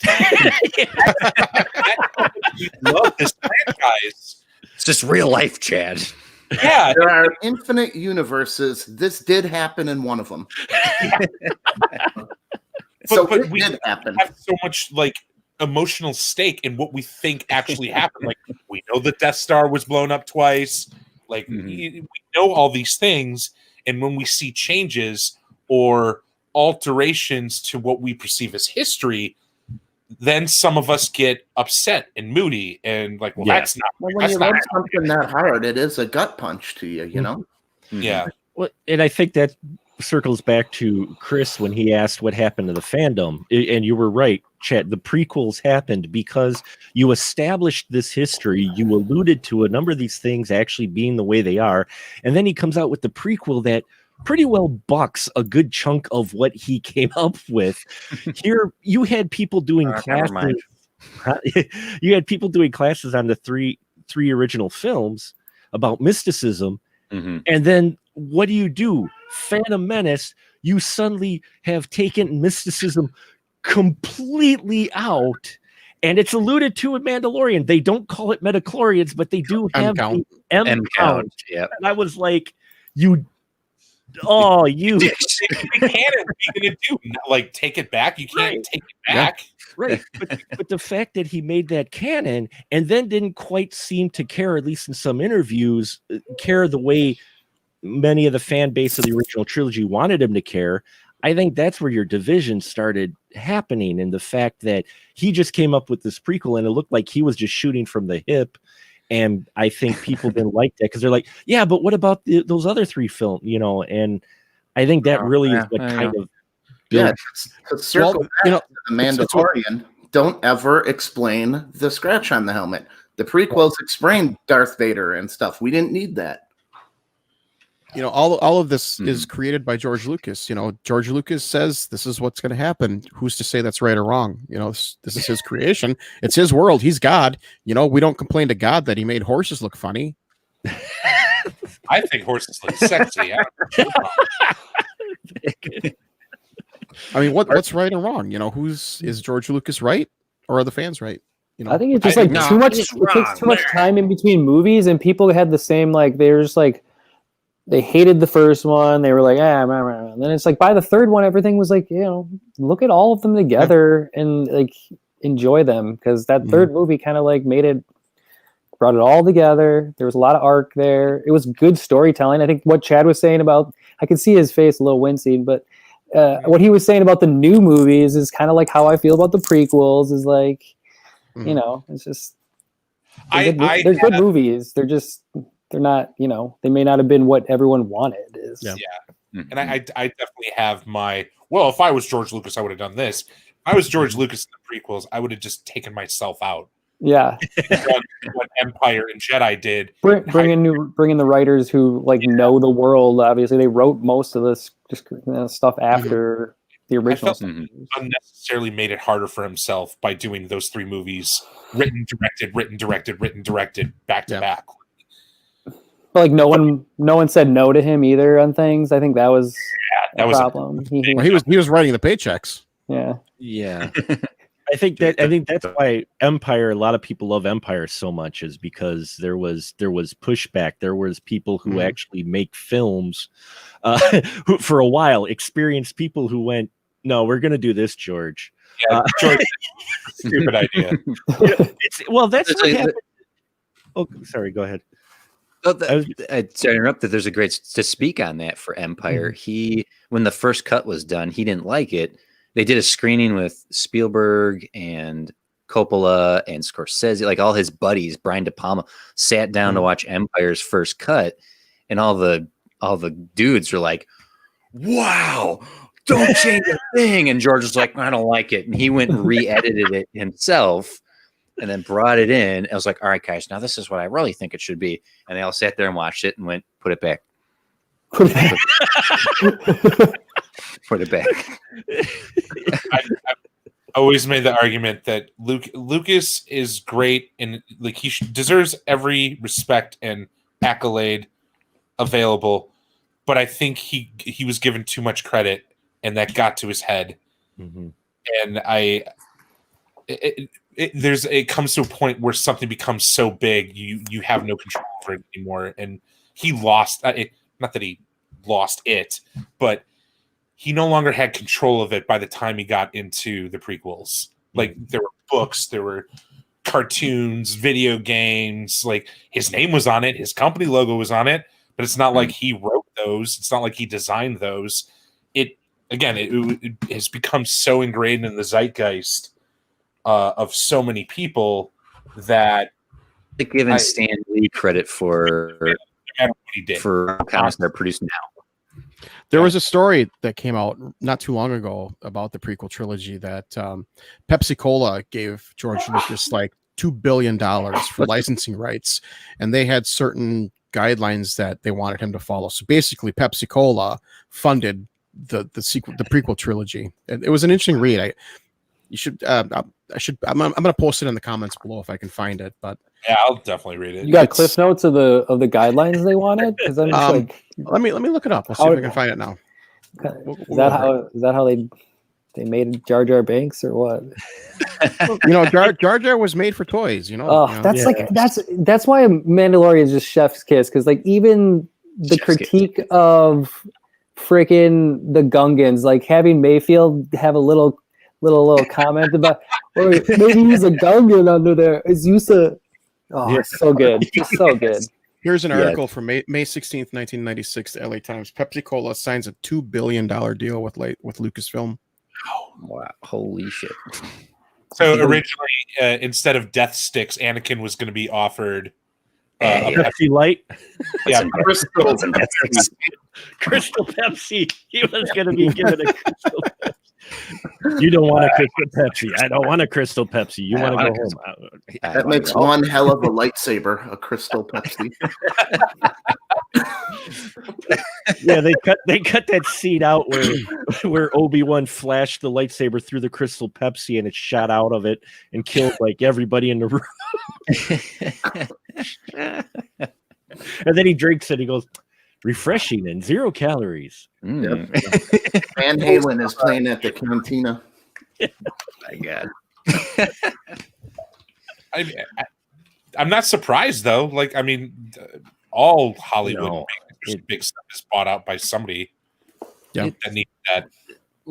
Let's not think of how much Bayformers, the first Transformer film, was funded by Pepsi-Cola, and namely Mountain Dew, to have a Mountain Dew machine turn into Transformer that's blatant on camera for like... It was shooting Mountain Dew can bombs. Yeah. The movie. Michael Bay was a commercial director first. It was. But what in Mandalorian, I mean, we bring it back to there with the merchandising. We talk about it. You look at the series, at least the first season, you can see some toys, but still, even there, you're like, I just got this last week. This is the first Mando and Beskar. Just last week. It took me 2 years, to get this. So Hasbro is way behind. I have comments if you guys want to hear them. I'd like to speak to a manager. Thank you very much. Well, I've already called them. Trust me. Corcoran has heard. They've heard from me. They've got your caller ID on the list. Like, oh, this guy again. This guy. The fact that you have to go on Etsy to get a Baby Yoda, or to have somebody make it for you, is crazy to me. I think that helped in a way though, because it helped connect people. You had people on Etsy making these things. No one was stopping them. And it kind of was a little more personable. It was a little bit more, it didn't feel as manufactured because you had the fandom making stuff because you weren't getting it from the companies. When the prequels came out, think of how many people bought the shit ton of figures. There he is. But how many filled carts full of prequel figures thinking they were going to make out money bandits like people did with the original trilogy figures, not equating the reason the original trilogy figures made money was because there weren't as many of them and mass produced as what you had. I got a small head Han Solo somewhere, but you don't have, I bet you do. It did not that Solo. No. But you know what I'm saying though? I mean, they mass produced the figures and people were buying them going, and now here with Mandalorian, you didn't have as much, and suddenly I think it piqued more interest because people started seeking stuff out because they weren't getting it from the companies, and so then you were getting more personable items that were being made for quite some time. Certainly. So, but it's Disney, so we know we're going to get our toy lines soon. Already. They definitely have. My kid got a Baby Yoda for Christmas, and going down the aisle at Target, in the Star Wars aisle, there is a Star Wars aisle in any big box store you go into. Like, that says it all right there, on like how important this whole universe is to a lot of people. Oh yeah, it's great. Anyways. Well, and they do have toy lines for every age group too. They have like kids baby toys, they have like kids young adults, they have like adult collectors, nerds like me, you know. Any of it and all of it. Yeah, I mean, there's a reason why you have the Black series, you know, versus your standard packaged figure versus, you know. I collect the Black series. Chris is a Black series go. collector. There you go. Oh, it looks gorgeous. Open it up. Show us what it looks like. They come out with a limited edition carbonized paints that, you know, the collectors all have to add in the case. It's crazy. I mean, yeah, I've been collecting Black figures since they came out. Mm-hmm. I'm still part of I collect all the vintage collection stuff. So yeah, they've kind of given that line they're getting rid of it, I think, at some point. I don't know. They begrudgingly keep that thing afloat. I think it's just like, here's a figure. I've got some of the vintage figures up on my shelf, but mostly it's Black figures. I don't know. Every collector has like their own thing that they like to focus on. For me, it's because like a market, I have like all the old figures. They're all the 3.75. So I like the world building capabilities. I'm a nerd. I just like I have thousands. I feel like of Star Wars figures at this point. I haven't counted all of them, but. It's scary. I have every poster. I have every American release, except the original, obviously 1976, 80s ones. But like once the special editions started getting released, I sought those out. I have every prequel one. I have every one of the new ones that's come out. I just ordered a Mandalorian season 1 and season 2 poster, and sweet. Like there was a time where I only had Star Wars posters up, and every time a new movie came up, I rotate everything, and then one would fall out, and I was rotating stuff out, and then I was like, maybe I'll leave these ones up and just take down Rise of Skywalker. Okay. Whatever. I've got my wall of Star Wars posters, though they're older and they've got little pinholes. I know, but I'm never going to get rid of them. So I've got the the superimposed Vader helmet Empire one on my wall. For Empire, and I've got Jedi and all those. I got the one. It was from. This is how old I am, folks. Suncoast Pictures. The Star Wars poster of from Jedi with the Millennium Falcon and the TIE fighters and Death Star in the back. It was kind of made to be like the big scene in the battle, where all the fighters are flying at them. I forgot what frame number it was, but it's not quite that scene. But I've got that too. I've got a whole wall of posters. But yeah, I mean, we all collect something different. But it's one of those things, though. I'm waiting for the onslaught with all these shows of what we're gonna get. You may need 2 aisles. Take my money. Yeah, right. With all these shows of what we're gonna get. I meme from FIFA. You may need 2 aisles. Take my money. Yeah, right. With all these shows of what we're gonna get. Oh, Vixie, do you have headphones that you can use? We're getting a lot of feedback from you. I think, though, collecting for the most part, though, now has taken a turn to where, I mean, people still buy them and keep them in cases for value, but I think it's more for just yourself nowadays, more so what you love, what you want on your shelf, what you like to look at, more so than buying it with an idea that this is going to pay my kids' college fund in 10 years.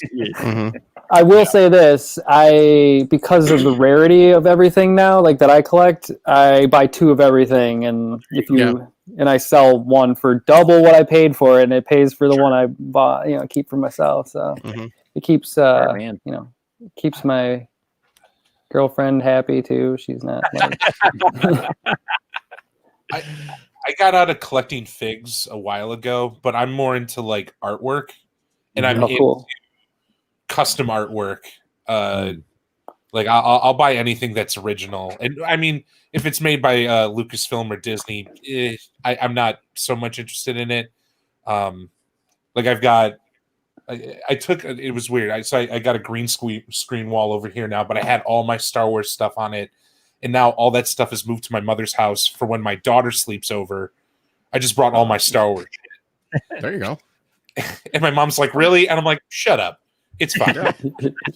No, you shut up, Mom. You don't respect me.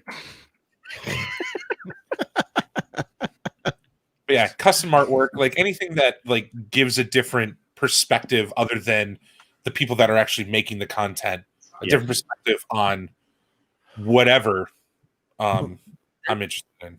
There's some wild fan art out there that's better than anything you've seen manufactured, and not just with Star Wars, but just about anything. That's what's really great about the internet. You can find some stuff like the one game lounge and coffee shop we have downtown, which I go to quite frequently. The guy there is a big RoboCop fan, and he's got some of the coolest RoboCop fan art that he got from someone that it's just this wild designs and that it's awesome.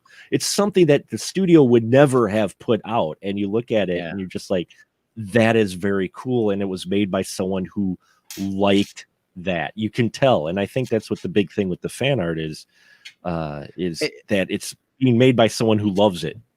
Yeah, you speak to a point there that I think to sort of shift topics there and to kind of go back to like what happened to the fandom and all these expectations where I was talking about like speculating for 3 years and whatnot. I think certainly people made movies that you could call fan films before, but I think Star Wars invented fan films. I think when you when you look at what fan films are, I feel like you could trace that back to things like Troops and Toaster Wars and and that sort, and the fact that Lucasfilm not only said like okayed it, but that they would reward fan films every year. That it wasn't just, oh, your friends made a cool lightsaber fight in the woods. It reached a point sometime in the 90s up to even today where any fan film you want to make, the entire Lucasfilm audio library is available for free on any Mac laptop you buy to do on iMovie. Like they went out of their way. That's the genius of Lucas and marketing, where it's like, let's not just make toys available that people can buy. Let's make the material available for people to make their own toys. And that sort of ownership he gave the fans then sort of blew back at them for the people who are upset about the fandom menace, as House has been calling them. But so that's just an interesting thought that just crossed my mind. Yeah, the fan art is better than no knock against Struzan. He's the best, but like fan posters are often the 2 Mandalorians I bought are fan posters. They're awesome. Yeah, there's just very few simple rules that Lucasfilm wants you to follow if you're going to do a fan film, and they make it very simple and easy to do. You know, just don't crowdfund. You know, you got to pay for it all yourself. You know, that's pretty much it. Don't make money off our IP. That's all that. Yeah. All right, let's give Vixie a proper introduction. I have to roll because I got to tidy up some jokes for tomorrow, but I'm gonna tag her in. So it was awesome talking with you guys. And see you, Tom. Thanks, Tom. As soon as the shit shows up, I'm out of here. So I sorry I ruined your arguments with your girlfriend. May the force be with you. See you guys later. Vixie got to watch all of Mandalorian. Whoop, whoop. Yes, I did. Thank you. It actually lives on this little drive here. Trying to get. I'm sorry. Is that a Disney Plus drive? Disney Plus. That's Disney Plus Wi-Fi. It's a little Yoda. How do I turn off the green screen? I'm trying to turn it off and it works. I don't know if you Yoda. A headless Yoda. Like settings on the bottom, you can hit green screen, and you should be able to turn it off there. Yep, just select none.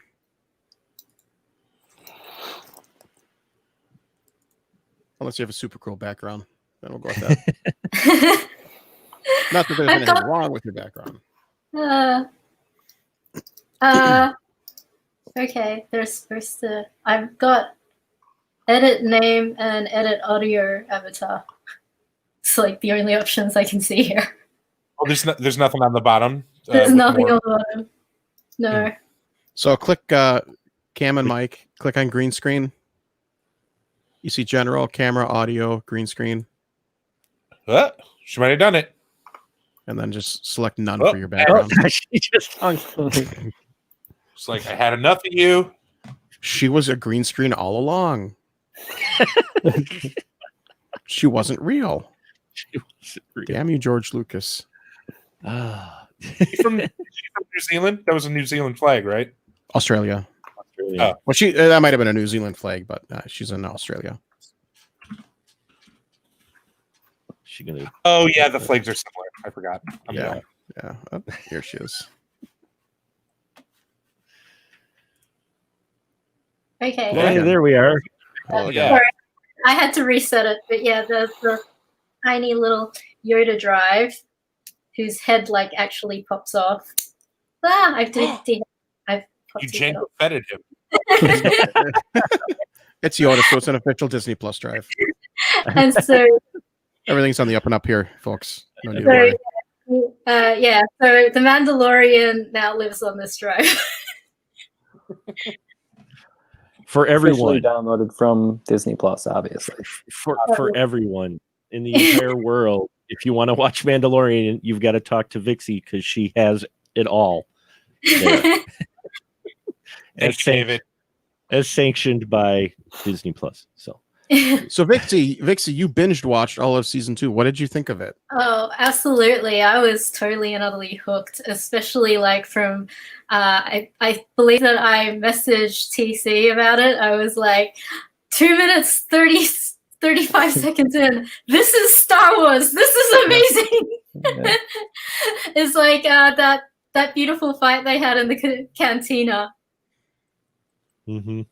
And okay, so now, as I understand it, Disney was all very like, no, we're not allowed to like cut off limbs and stuff. But like in this cantina fight, a guy actually gets sliced in half. Mm-hmm. And it's like, why was that okay? But it was like that. But that's why I was like, okay, this is Star Wars because like it's rough, it's gritty, it's like, you know, dangerous to actually live out there on the edge of space, you know. So, and that's also what makes like the fights more like exciting and more heart-stopping is the fact that like your characters are actually in some real danger of like stuff actually happening to them. So, yeah, I found that like really exhilarating that like they brought back that sort of nostalgic old feel of like, you know, the wild Tatooine. Aunt Beru and Uncle Lars burning alive. Yes. Charred husks. Ponda Baba's arm laying on the cantina floor, bloody. Yeah, the Star Wars universe is supposed to be like, you know, a really like rough, like wild, untamed space. Like war is literally in the title of the show. Yeah. Yeah, exactly. You know, now that you mentioned Ponda Baba, I'm kind of disappointed we didn't see a cameo by Dr. Evanzian and Ponda Baba. Yeah, we're wanted men in 13 we got systems. Them in Rogue One, so I guess that's... we got to see them everywhere. We're wanted men in 13 systems. You ever watched I haven't watched the show in such a long time, but Seth Green's show. Robot Chicken. And that whole scene where he's trying to say, no, I want nothing to do with this guy. He's being an asshole. Please don't. And he gets his arm. The first Robot Chicken Star Wars special is hilarious. It's the best one. That thing just had me laughing everything. This deal keeps getting worse all the time. Here, Ed, wear this dress. This deal keeps getting worse all the time. Poopa Papa Palpatine, how can I help you? What the hell's an aluminum falcon? Oh no! You've been out there for 2 weeks. You must smell like feet wrapped in leatherly burnt bacon. Oh god, he's crying about Padme. We must all congratulate. We all have to congratulate Vixie for winning selection in the Liftoff 2020 Film Festival for her film. Hey, congratulations! That's amazing. Oh yeah, thank you. Very cool. Congratulations, that's awesome. And Tom, I'm sorry. Molly, you're welcome. Tom's not getting any tonight. And Molly said, "I have spoken." Vixie, if you'd like a little recap, Tom said he could win every argument because he would just say, "This is the way," and I suggested that his partners say, refute that, and then say, "I have spoken." And she's very happy about that, and he was not. And, he's in now. Well, I'm with a group on Facebook that's called "That's Not Very Way of You." That's not very way of you. That's hilarious. That's the new Phantom Menace. Oh, really? Oh no. No, I don't know. That sounds like it would be. This is not the way. So, Well, speaking of that, do you want to talk about Nick Nolte? How amazing his performance was? I mean, it wasn't him in the costume, but yeah, his voice acting. We can talk about some of the extra characters: Taika Waititi, Carl Weathers as Grief Karga, Cara Dune. Carl Weathers was The casting in this was just excellent. I thought. Yeah. I love seeing Ming-Na Wen as Fennec. There's David Oyowato from the IT crowd popping up. That was great. And funny enough, we had talked earlier about Mayfield, the Bill Burr character, who's like razzed nerds for years in his stand-up routine. And then now he's like, not only is he in Star Wars, but quickly became a beloved character. Yeah. And yeah, that episode in season 2, which we never really got to talking about most of season 2 was, or at least specific episodes. I think that's my favorite episode of the whole season is his episode, because there's so many nice little details in the storytelling, in the performances. There's a great moment in the fight scene where Mando tries to fight like he's wearing the Beskar and it blows his shoulder out, and so he has to change his fighting style, and he changes it significantly to show just how good of a hand-to-hand fighter is, that he literally changes stance and execution of blows. That's a great attention to detail. Yeah. Love that. Yeah, Mayfield was given a much better story arc as a better ex-stormtrooper than Finn was in movies. Yeah. Well, that's what I loved about that episode too, was that it gave weight to the battles in Star Wars. Because the one thing that you did have, I mean, they were popcorn films. They're very, but as far as most of the deaths in many of the battles, they're off camera or they're explosions, except for maybe Porkins. I mean, since the New Hope really is when you're your deaths, they were made at least a little bit better to have a little more weight. And as the series went on, they were just a lot of cannon fodder if they weren't your main character. And here we get an exploration into the effect. It does it a lot better here than what they were maybe trying to go for in Solo, in that the effect of the character, like whoever said better than Finn, they alluded to it, and what they wanted to do, or kind of wanted to lean towards with Finn, of the impact of battle on a soldier. They do that here. They succeed here so well, and I think it gives some levity to the battles than you have in Star Wars to make you realize these are people that were affected by these battles. It wasn't just entertainment. Oh, wait, these are real characters. And here, you get that beautiful scene across the table, and you're feeling it. You're like, oh, he's going to kill this guy. He's going to kill that guy. Yeah.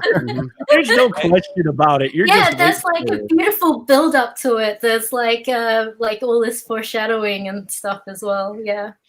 In fact, one of the things that was that scene where the 4 female characters are actually they're moving through the ship together, and they're working as like this beautiful SWAT team, right? Girls get it done.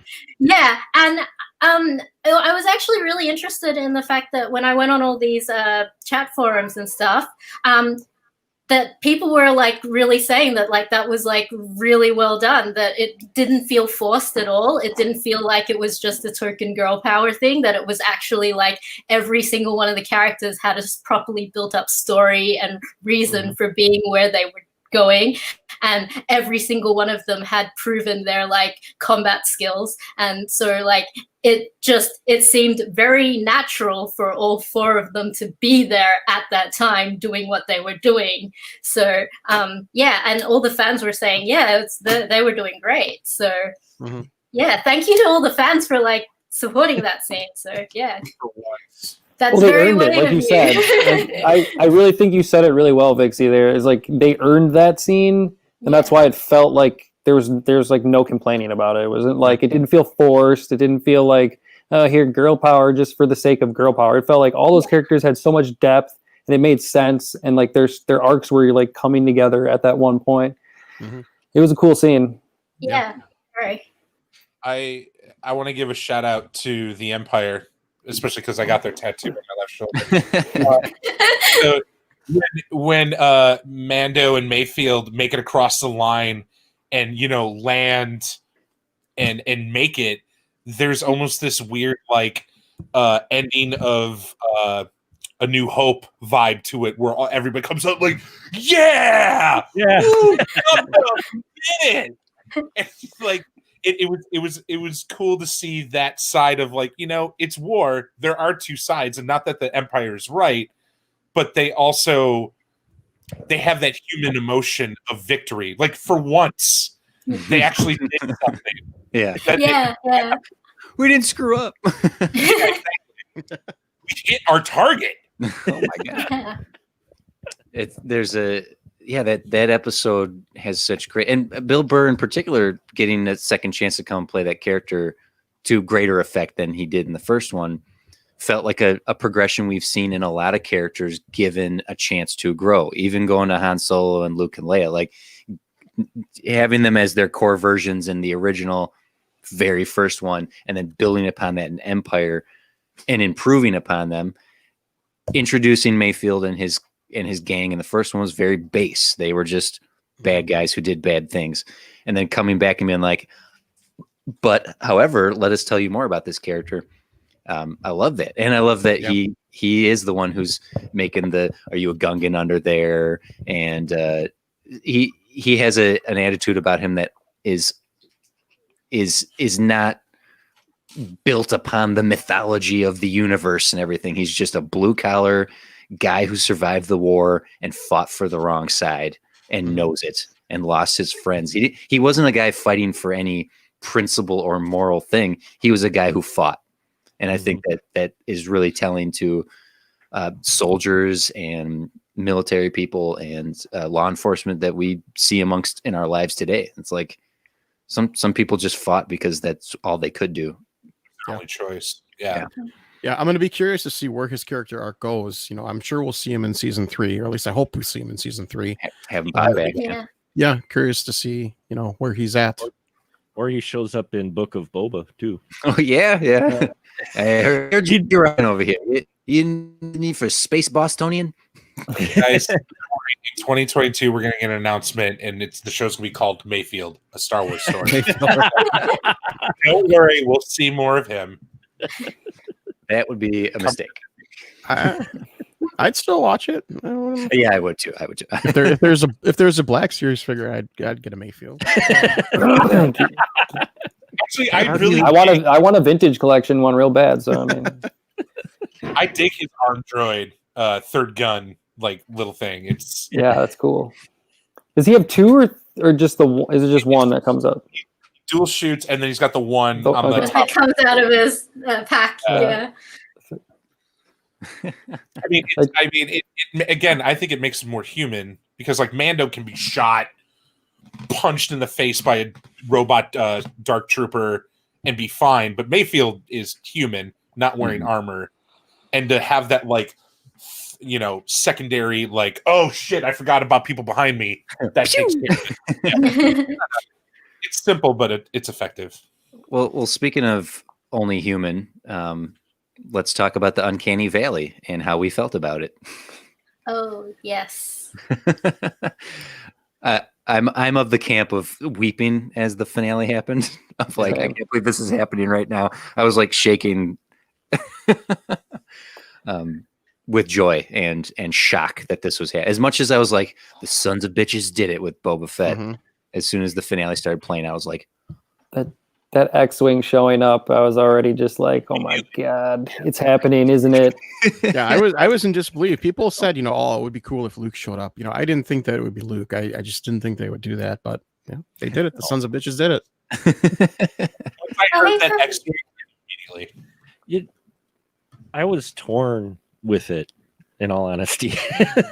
I was torn with it because on one hand, Luke is my childhood hero I grew up with. It was great to see him in action again and see him do that. That was totally fine. Mm-hmm. On the other hand, I was kind of hoping it'd be someone different because it would have been a nice to buck expectations. Because the minute you see the X-Wing, I saw so many people going, wow, when I saw the X-Wing, I wasn't sure. And I'm like, really?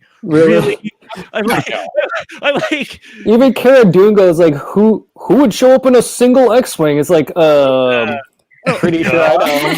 I wonder if it was the X-Wing he finally got to like lift out of the swamp. I always park it there and try to remove it. I hate to say it, but I almost suspected they were going to do it because I had avoided that spoiler. Most of the spoilers, once I binged it, I knew. Well, that's nobody knew. Nobody knew, right? Because I had binged everything but the final episode. My son and I binged it the day that the finale was released. Mm-hmm. Even back though when they said that, oh, he's going to be put on a pedestal and he can use the Scene Stone or whatever to send out a signal to other Jedi to find other Jedi.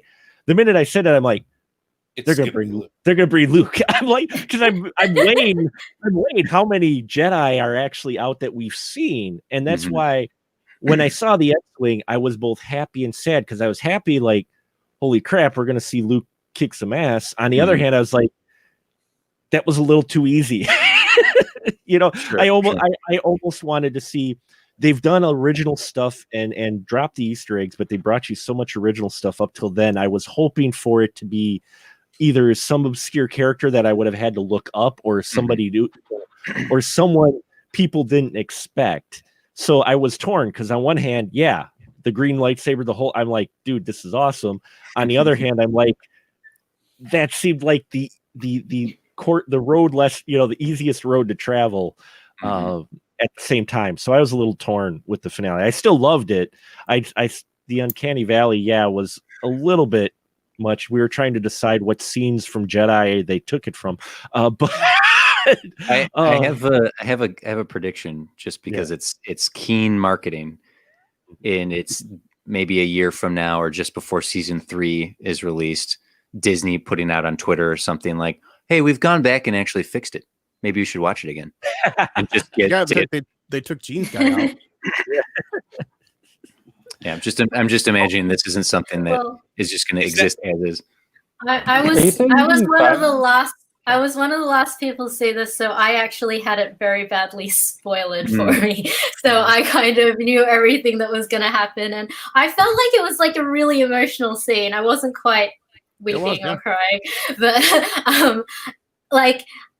there was just this moment there, like on Luke's face, that it was just like a little bit blank, and that was the thing that was the Uncanny Valley, was just, and it was such a split moment kind of thing that it was just like there was no human emotion behind that face, like for a moment. That was the thing that was the Uncanny Valley. But otherwise, I actually thought that it was like it was pretty good. Like that, very impressive, especially for TV. Like the actual skin texture and like face shape and like eyes and everything was actually so many leaps and bounds forward than all the other like CGI stuff we've seen before. Every time Disney pulls that card out, it gets better and better.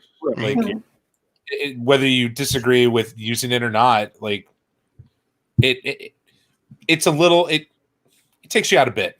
I mean, it's hard not to stay in the moment, but I think as time goes on, we're going to get that feeling's going to be less and less, and we're just going to accept it as is. Yeah, I mean, look at the difference between Tron Legacy, young Flynn in Tron Legacy and Luke and in this.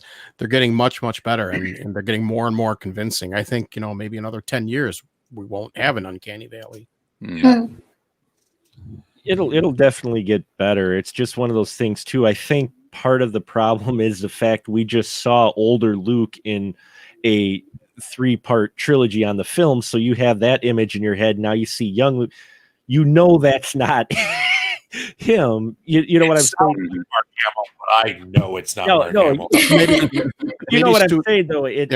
It throws you off because your brain automatically knows, well, that's not really him. So that takes you out a little bit. Even as realistic as it looks, it's still going to take you out a bit because you realize, oh, wait, that's, Maybe studios will start embracing deepfake technology, because there are teenagers in their mom's basement with home PCs that deepfake that scene, and it looks better than what Disney put out. So I don't understand why they don't embrace that. Maybe there's a licensing issue because you got to use a lot of photographs, and Disney doesn't have access or licensing for those photographs that they have to use. So I don't know, but deepfake technology has been incredible as far as CGI goes. Yeah. What's the better scene? The ending of crap, I can't eat Rogue One with Vader, or the ending of Mandalorian season 2? And the Mandalorian. Mandalorian.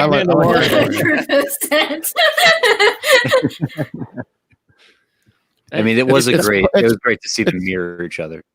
It's poetry. Yeah. It's poetry. It rhymes. It's poetry. Yeah, it's poetry. I think it goes back to what we were talking about in the previous one. We were just talking about fandom, is the fact that Luke's, at least what he went up against, had a little bit more weight to a threat of possibly hurting him at some point, versus Vader versus a bunch of eggshells in a blockade runner. You know what I mean? I mean, these guys, at least the robot, even though they weren't really a match, they at least looked a little bit more of the part, and so you felt scary. You felt like there was at least a little pushback. Luke had to try a little bit. It wasn't like a walk in the park, like he had to do a little bit at least. Well, we saw what one of those things did to the Mandalorian, to Din Djarin. Right. It was just like, whoa. They're done unless a Jedi shows up. Right. Yeah.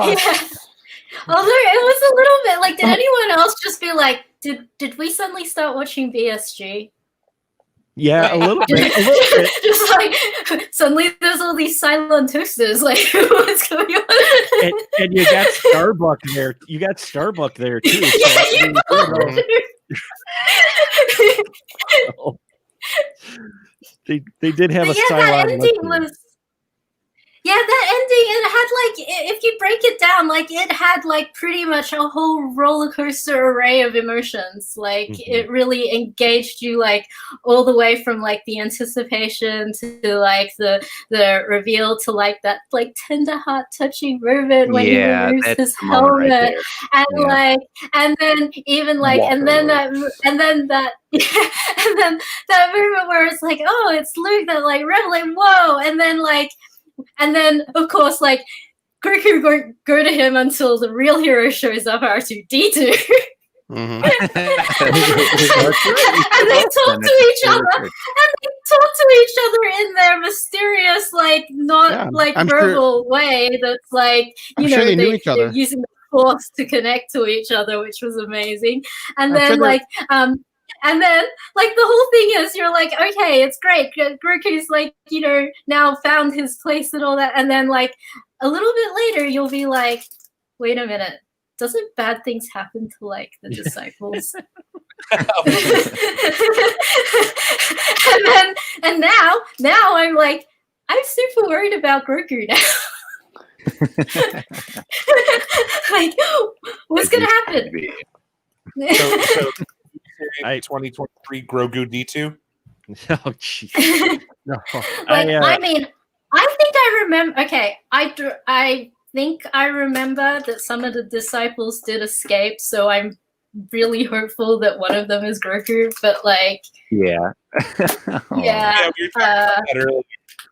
I think somebody threw out the theory that it's like, you know, he got to hide before when the Jedi were being killed.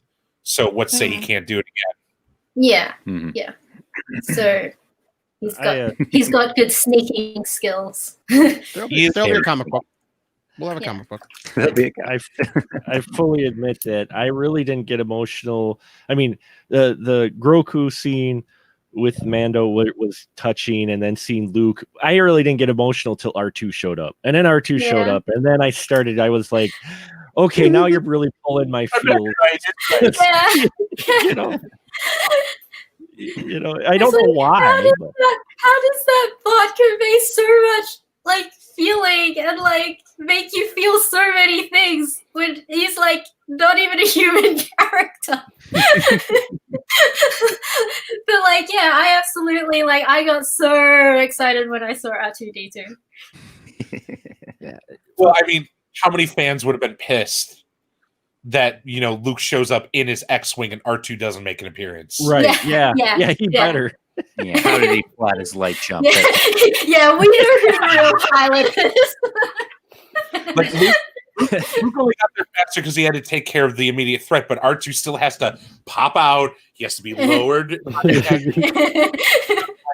Wheel his ass all the way through. It takes a while.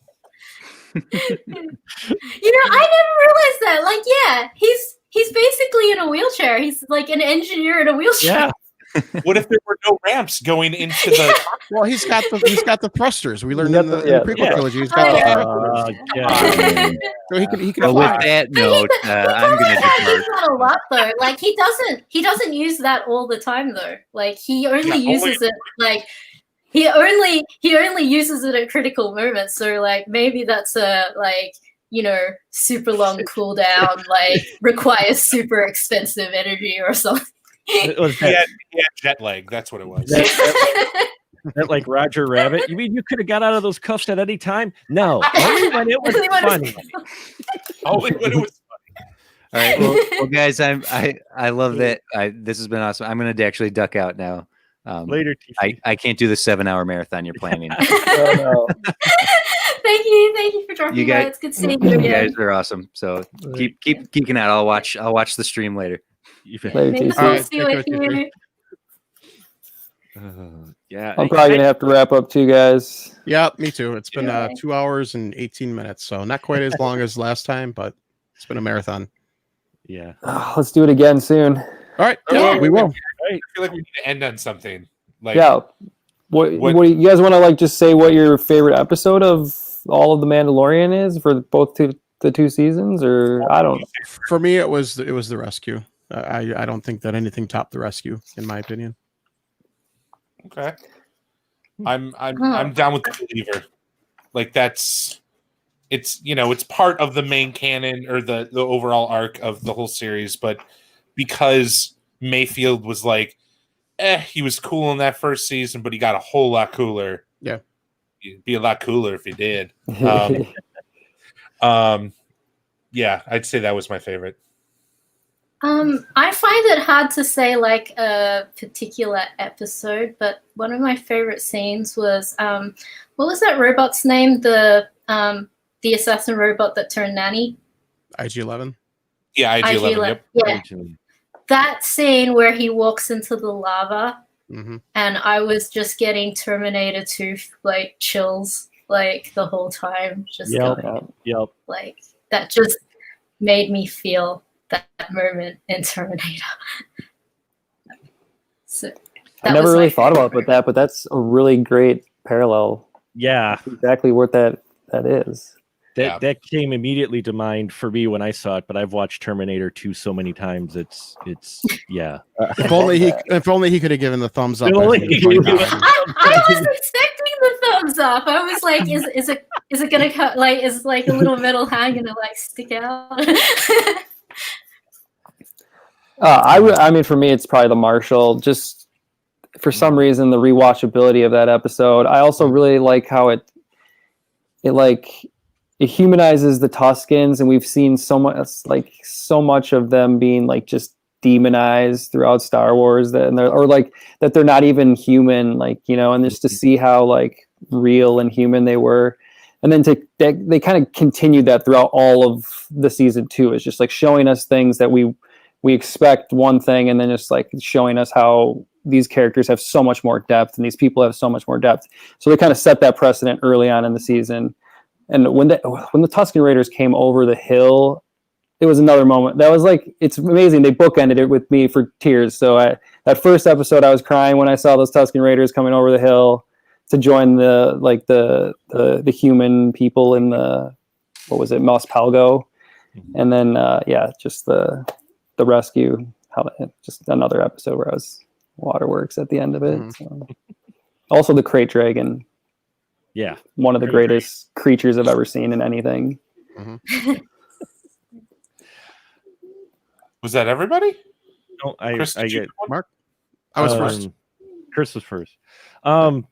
It's a toss up for me. I really liked the Marshal, but in all honesty, I like the Jedi, but it wasn't for Ahsoka. And I like Ahsoka. I watched the Clone Wars up through 6th season. I do like that character quite a bit. For me, I liked the Jedi because 1, it kind of broke away from it, but 2, it was the turning point for me for this season, to where I went from just liking this season to really getting into it, going, oh, they're going to finish strong. You got me now completely. Like, up until then, they were fun episodes, and it was still fun in the Star Wars, but it felt like footing was just a little off. And then this one, it was like, nope, they tightened the string a bit.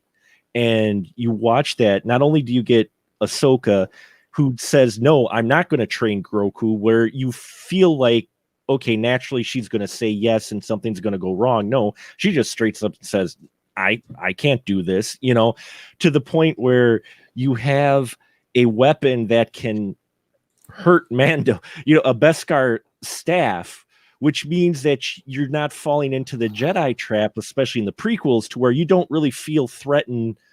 Your heroes are threatened by anything because they're Jedi, and apparently they're almost like Supermen in the universe. With this episode, you get Ahsoka, great story with her. You get this, learn about an ex-Imperial person, and you get a weapon that could hurt your hero, that could go through the Beskar armor. So your hero now has a vulnerability, which adds so much more to your characters versus someone who, once he gets to Beskar, he can stand there and take blasts left and you know what I mean. Once we see him start taking blasts, you're like, oh, okay, this is how the battles are going to go. But no, you've got something, you've established there's things out there that can hurt your hero. And that's why I like the Jedi, is that it tightened things up. It really hooked me into the show, especially then, and it gave you some human quality again to your hero, that he could be hurt as well,